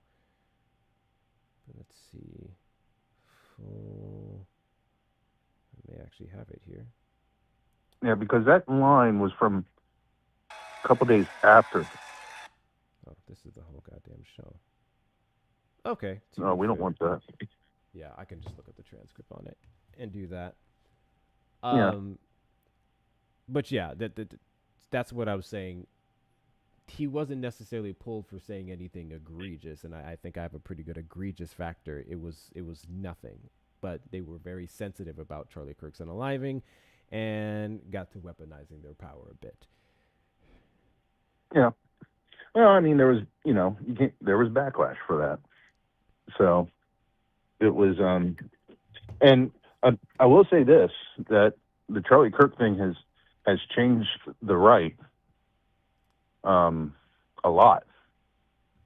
A lot of, because I talk politics as a philosophical thing, right? I'm not really invested in it, but I mean, there are guys on the right. They're like, no, we're done talking politics. It's over. There's no more talking about politics. I do not support that stance from either side. I think it's ridiculous.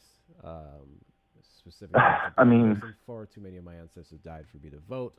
I do not understand why anyone. I get the frustration, by all means, with our political system on 6,000%.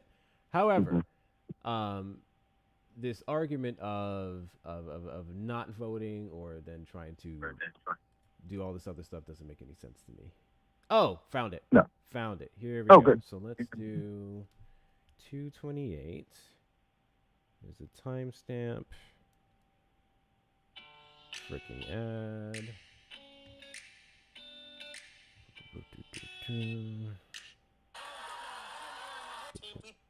Wakes up in the morning that TikTok's assets have been 50 years away.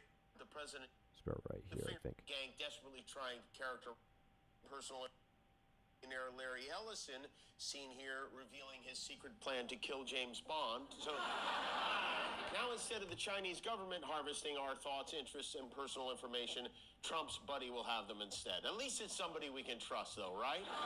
We hit some new lows over the weekend with the MAGA gang desperately trying to characterize this kid who murdered Charlie Kirk as anything other than one of them and doing everything they can to score political points from it. In between the finger pointing, there was grieving. On Friday, the White House flew the flags at half-staff, which got some criticism. But on a human level, you can see how hard the president is taking this. My condolences on the loss of your friend Charlie Kirk. May I ask, sir, personally, how are you holding up over the last day and a half, sir? I think very good. And by the way, right there, you see all the trucks?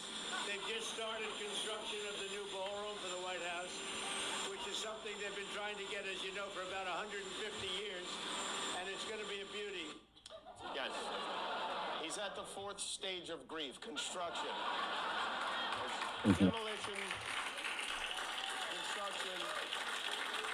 This is not how an adult grieves the murder of someone he called a friend. This is how a 4-year-old mourns a goldfish, okay? And it didn't just happen once.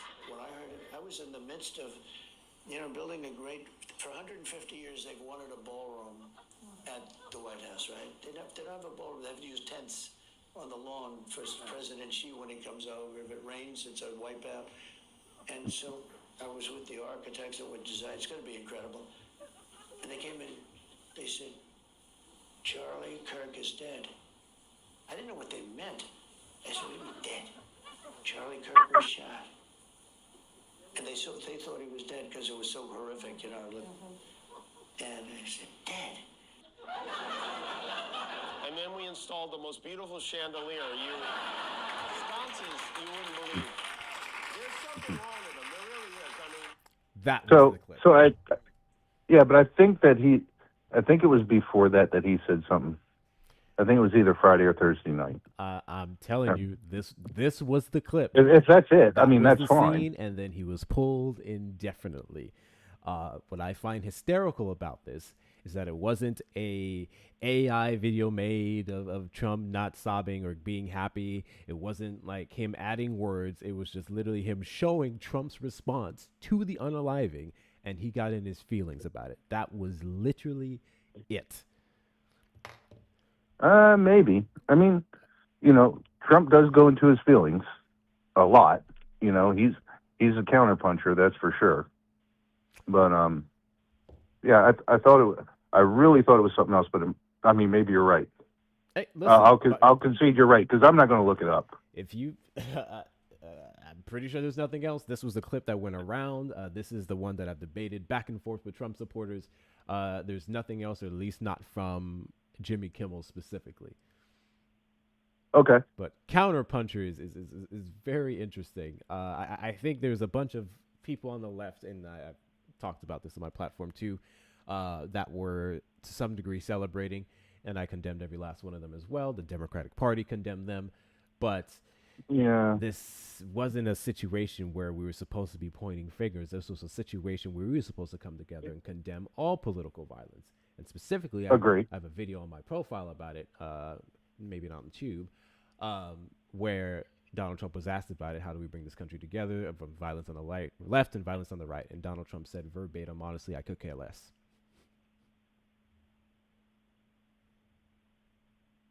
I think I remember something like that. He then went on to talk about that the radicals on the right something have like a that. reason for it, and transgender for everyone. Yeah, the guy's fucking losing it. But on that note, I do have to get wrapping up here. I gotta go handle. Well, I've dominated your time for a long time. No, I do appreciate the conversation. Obviously, I know we would disagree on a couple of different things, but I can respect the fact that you were at least civil. And I don't know, you enjoy the rest of your weekend, man. I thank you for calling in. Feel free to do it again at a later date. Oh, thank you. And I probably will. I'll have to run across you again. All right, appreciate you. Take it easy. Yep, you too. Bye. Bye. I'm tired, y'all. Thank you guys for tapping the screen and doing all the good things. Appreciate every last one of you. But yeah, I've never heard of any other clip. That was the clip of contention, and that was where the criticism on our side came from. It was like, if anything, it was a contradiction. It was contradictions. Freedom of speech is being threatened all the time by the Democrats. You can't say this. You can't gender people like this. You can't make jokes. And then the second that was given back on them, bam. God bless you. That was the point of contention. The fact that the free speech party wasn't as free speech as they admit. Again, as I said in the call, I can admit that the left is very much for policing speech. I don't think in any way, shape, or form it's necessarily threatening said speech. I'm not saying that policing speech can't lead to the threatening of free speech, but I am saying it's different how the left goes about it. Ultimately, it's more so social consequences than anything. Can that go too far? Yes. But no one's legislating out that you can or cannot say certain things. We talked about H.R. 883. Which was the resolution that was in Congress that said from the river to the sea, Palestine cannot be used in Congress. Congress is deemed as anti-Semitic. I think it's funny that it was bipartisanly voted on. I would say that is a direct challenge to the freedom of speech, especially considering that statement simply means the freedom of Palestinians and not in any way, shape, or form is alluding to having Jews swinging from trees. But any case, I'm waiting on an apology from the right for celebrating Biden's cancer. You know what? Natural, there is one hell of a tit for tat we can go down when it comes to that. You know what I remember? I remember videos and memes and clips being made of people mimicking George Floyd knee on the neck videos as a joke. I still know that one prominent guy who comes up on the panel every now and then with the George Floyd picture with the grill and the substances behind him, is saying that Charlie Kirk is enjoying his deep night's rest, right? Like we know of some really sick fucking people on the right who have made jokes about Melissa Hortman and her unaliving, who have desperately tried to paint Thomas Matthew Crooks, the guy who was a registered Republican who tried to take out Donald Trump. And they tried to say that he was a leftist because he went to fucking college. I don't know. It's really ridiculous. And obviously I have the video pinned on it's not pinned anymore. Scroll down a little bit. There's a video on my profile if you haven't seen it already. Oh, for the tube side, I apologize. It's on my TikTok profile. I think it's just, no, it's on here too. It's on here too. I do have it on my tube. Let me get the name for y'all actually. On the TikTok, look for the video that has 6,000 views. On the tube side, it's MAGA Senator Meltdown over Charlie Kirk and left-wing political violence. That's the cover. And the title is Senator Eric Schmidt wants America to be honest about this, which was obviously me mocking him because there was nothing honest about that ramble. Anyway, he went over 16 instances and he alleged them all to be left-wing political violence. I fact-check every last one of them. And what was fucking hysterical to me is how many of those people voted for Trump. So he lied. He lied on the Senate floor, which is not uncommon for them. But anyway, I digress. We know when it comes to right-wing political violence that has dominated the numbers. There was a recent report that was put up that left-wing political violence is on the rise. That is undeniable. There are more people that are becoming radicalized on the left, and they're now leading to violence. However, it's still historically right-wing. I'm not using this as shit on Republicans. I'm just saying the numbers don't lie. And then I definitely was going to get into the transgender shit with people. I don't know. I can't. It'll never cease to amaze me how that bothers so many people when the average person is not having a single encounter with a trans person. I would argue. Or if you are, it's not in any personal way that really impacts you. If you have an issue calling them by the preferred pronouns, call them by their fucking name. That's what I used to do when I was a transphobe. Like, I'm snitching on myself. That's what I used to do when I was a transphobe. If I saw someone that was like, oh, they're dressing to be something they're not, I would just ask for their name and I'll call them by their name. Just do that. I can't get you to acknowledge somebody's identity. Just don't be a dick about it. At the bare minimum, don't be a dick about it. And get educated on their existence. All right. The bathroom argument is ridiculous and the cat litter craziness. Cat litter craziness? Are you talking about that story from Abilene? So I'm in Texas. I'm in Austin now, but I moved here from Abilene, Texas. Texas is fucking nuts. I want to be clear. Abilene specifically is fucking nuts. That story is bullshit. It never happened. There wasn't a single photo, not a teacher who substantiated it, nothing. No one from the school itself verified that leftist kids were acting as cats and dogs and shitting and pissing in litter boxes. But oh my God, the Republicans blaster that everywhere. Ted fucking Cruz, a senator, went up on the damn the floor and like spread this shit around for people. And up to this day, not one single piece of proof. That shit pissed me off specifically because it was like, what kills me is that if things are that crazy, we would have documentation of it. We would have a video. Someone, upon walking into a kid's classroom and seeing a litter box in the corner and not a single pet, would have gotten a picture. But they're saying nobody did. I guess the fucking Illuminati Pizzagate censored it. I don't know. I don't know. Somebody censored it, I guess. It's ridiculous. The same thing with that other story that we went over. Ted Cruz. I want to say Chris Miller and what's his name blasted that story about the school that had for a fundraiser kids licking peanut butter off of people's toes or some shit. Or some shit. So then we fact checked the story. First off, I don't know what that school doing that weird shit would have to do with Democrats, but so be it. We fact checked it. It was a fundraising idea that was actually suggested by the kids. I don't know why the adults proved it. Oh, y'all don't know about that story? Give me a second. Give me a second. I got y'all.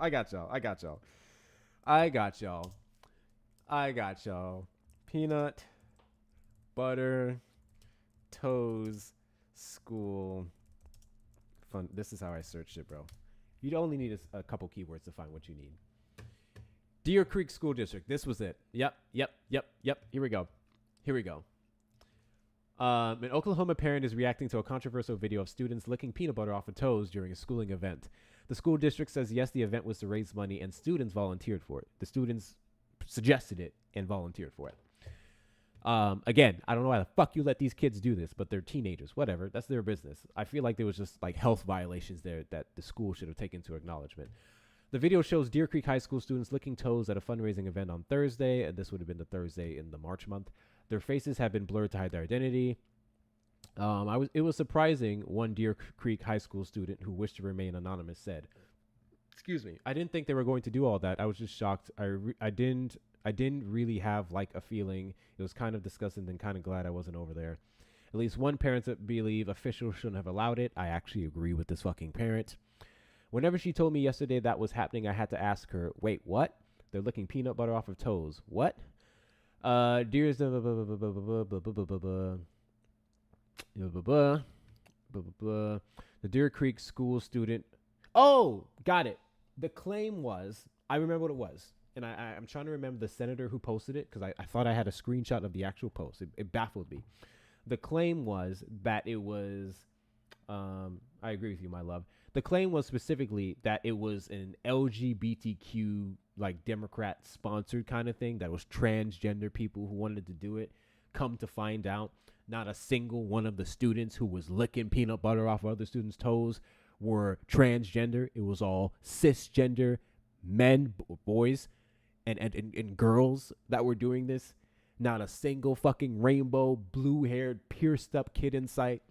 That was the crazy part about it. Because mind you, this happened in Oklahoma. Oklahoma's a red state. Obviously, there's leftists in the state. But, yeah, it was crazy. And I'm not saying that this is a good thing. I'm not saying that I condone it just because of this thing. I am saying whatever reason they chose to do this was effective because they rose $152,000. I digress. The officials shouldn't have let it happen. I don't think a single student or board should have let this happen. But the point is, they tried to pin this on Democrats. This is how far people go. Every single weird thing that everyone sees is automatically the Democrat mentality. And that is what I would say alludes to Democrat derangement syndrome. People who just have an irrational fear. What's up, Jay? People who just have an irrational fear of what Democrats stand for. Despite the fact that, again, this was condemned when it was brought to light by that one senator. Who the fuck was the senator? Let me find out. I want to say it was Ted Cruz. Let me double check. Ted Cruz, peanut butter toes.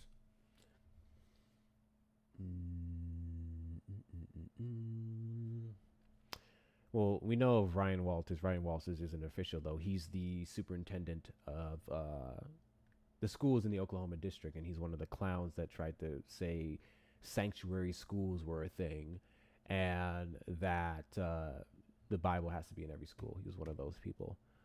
Let me see. I'm trying to find which one of these people posted it, because how I found out about it was a Trump supporter coming up and saying it, and then I found the post of a I keep saying senator. It was a congressman or a senator that blasted this shit everywhere. Let's see if I find it. Yeah, it was Ted Cruz. Yeah, Ryan Walters, Ted Cruz, and others react. So we have the Ryan Walters post, which again, he's not an official. He said, "This is disgusting. We are cleaning up this filth in Oklahoma schools. Our agency is investigating." I don't necessarily disagree. Libs of TikTok, of course, posted it. Then we had Representative Jacob Rosekrantz. Let's see. And then Ted Cruz. He said, "This is child abuse." I don't even necessarily disagree with this. But then there was the comments under this post that Ted Cruz was liking and responding to that I found ridiculous, which, yes, very much was trying to associate it with Democrats. Anyway, I just want to get us back to a rational position to where we go, hey, I don't like Republicans because I think this policy that they advocate for, such as trickle-down economics, has a 50-year history of not fucking working. Right? That is something we can have a conversation about. Republicans can say, I have a serious issue with Democratic policies because they sometimes appear to be lackluster and let things slide, which I actually would think is a valid criticism, to be honest with you, depending on the field. Like, those are things we can have real legitimate conversations about. I would say it would be a lot harder to get into people's existence. Again, civil rights should never be something that's contested. I don't care how much you disagree with someone's lifestyle. I can't have a conversation with someone who believes that Dr. Fauci was an Illuminati plant who was spearheaded by Tupac and George Soros on an island of Epstein. Like, I can't fucking do anything with that. Okay? I can't fucking do anything with that. I can only have real substantial conversations about policy. That's it.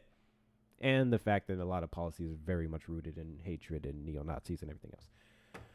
But okay, I gotta go. I have a long night ahead of me, so my brother believes all that shit. I am so fucking sorry. I'm so fucking sorry. I do not do well with deep state conversations. I will crash out over deep state conversations. This is my position on it, and then I really need to leave. The problem that I have with everyone who talks about the deep state is that a simple Google search will tell you exactly who they are. The deep state isn't as deep as everyone makes it out to be. Follow the money. Look at the campaign donations, look at the posts, look at the affiliations. It's easy to figure out who's corrupt, who's not for us, and who's not. So in some cases, I think the deep state is like a scapegoat. I think it's a talking point used in some cases, spearheaded by either side, I guess, but I'm going to say the right, to misdirect you from real issues. That's really what, at this point in time, that's what I think the deep state is. Obviously, we know of like hidden like people, or I would say private people who may be protected by institutions who are involved in some very illegal shit, 6,000%. But I don't necessarily think that there's a kebab. Kebab's not the right word. You guys know what I'm trying to say. Like this institution of super secret evil people, because I don't think they're a secret. I think Google will tell you that. Cabal. Thank you, Jonas. I appreciate that. Deep state are elites. Then they're just elites. You know what I mean? When I think of deep state, I'm thinking like shit we can't see, shit that will get you unalived. Well, all of it will get you unalived. But yeah, I think the deep state is a hoax. The deep state is a hoax. It's a hoax to keep people away from the shit that's right in front of your face. That is my 2 cents on that. Anyways, thank you everyone for tuning in. We are going to be live tomorrow. Fuck it. Never mind. I may cancel tomorrow. I'm not going to lie. The goal is to be live tomorrow to do some MAGA hunting. Those of you unfamiliar with what that is, it's typically on days like, say, today, where we don't have a lot of ops up outside of the last 2 callers. We will go into MAGA spaces and we'll try to have conversations with them. We will be on episode 3 tomorrow if we do it, or the 3rd one. So anyone interested in that, make sure you hit me a follow. I can't speak English anymore. I'm so tired. Make sure you give me a follow. That's what we're typically doing every single Sunday. I can't give you a time. I can just tell you it will be in the evening. So if you want to see that, make sure you hit that follow button. We're going to have a good bit of fun doing it, and I'm going to do my best not to pop a cap in my own ass. But yeah, other than that, you guys enjoy the rest of your Saturday night. I will see y'all tomorrow. Even if I don't host a live, I'll just be panel hopping for a little bit. But yeah, like I said, I've been working overtime, y'all. Trying to get some things knocked out. It's the Christmas month. I need a bunch of money for a lot of shit that I want to do. So I'm gonna go do that. I will catch y'all later. Deuces. Who's live? Who are we gonna raid?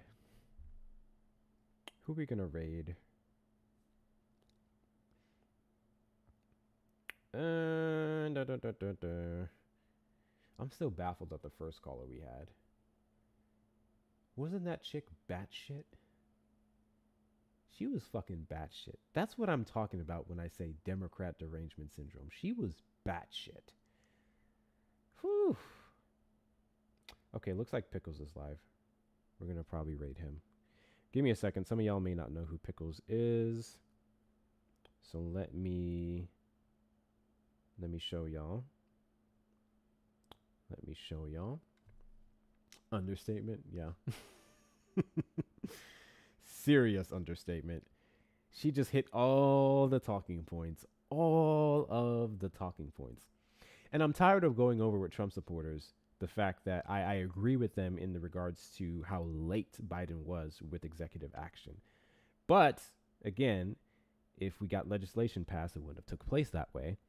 Not to mention, Republicans had no counter. If we're to talk about fixing the border, then we need to talk about having a counter. And to be fair, Republicans' counter is just mass deportation, which is fucking with our budget. Especially when you look at where the money is coming from. What they cut to do this, like if we actually had reports of like legitimate criminals coming out every day, I'd be like, cool. But all we see is a bunch of reports of people who are just minding their damn business. So there's that. Anyway. Let me put it up here. We're going to go ahead and raid Pickles. And this is his username here. If you're not familiar with Pickles, fantastic creator outside of Dallas, Texas. I'm over here in the Austin region. Fantastic creator. We're going to go ahead and send him a raid. You guys know what to do. Tube side, I'm not sure if he's live on Tube, or better yet, I'm not sure what his username is. What is his username? Let me see if I can find it for those of you. There's not many of you all in here, but let's look at Pickles on the Tube side. Pickles GG. Same username. Yeah, Pickles GGs. Pickles GGS. I'm going to put it in the chat. I didn't miss anything on the Tube side, did I? No. Okay, here we go. Pickles GGS. I just put in the chat for you guys on the Tube side. Go send him some love. I'm pretty sure he's dual streaming. Those of you on the TikTok side, join his live. There's his username. When you get in there, make sure you say Hector Raid. Do it for one of 2 reasons. 1, let him know the love and support is coming from me. And 2, to stroke my ego. Hector Raid in Pickles Lives. And I'll catch y'all tomorrow.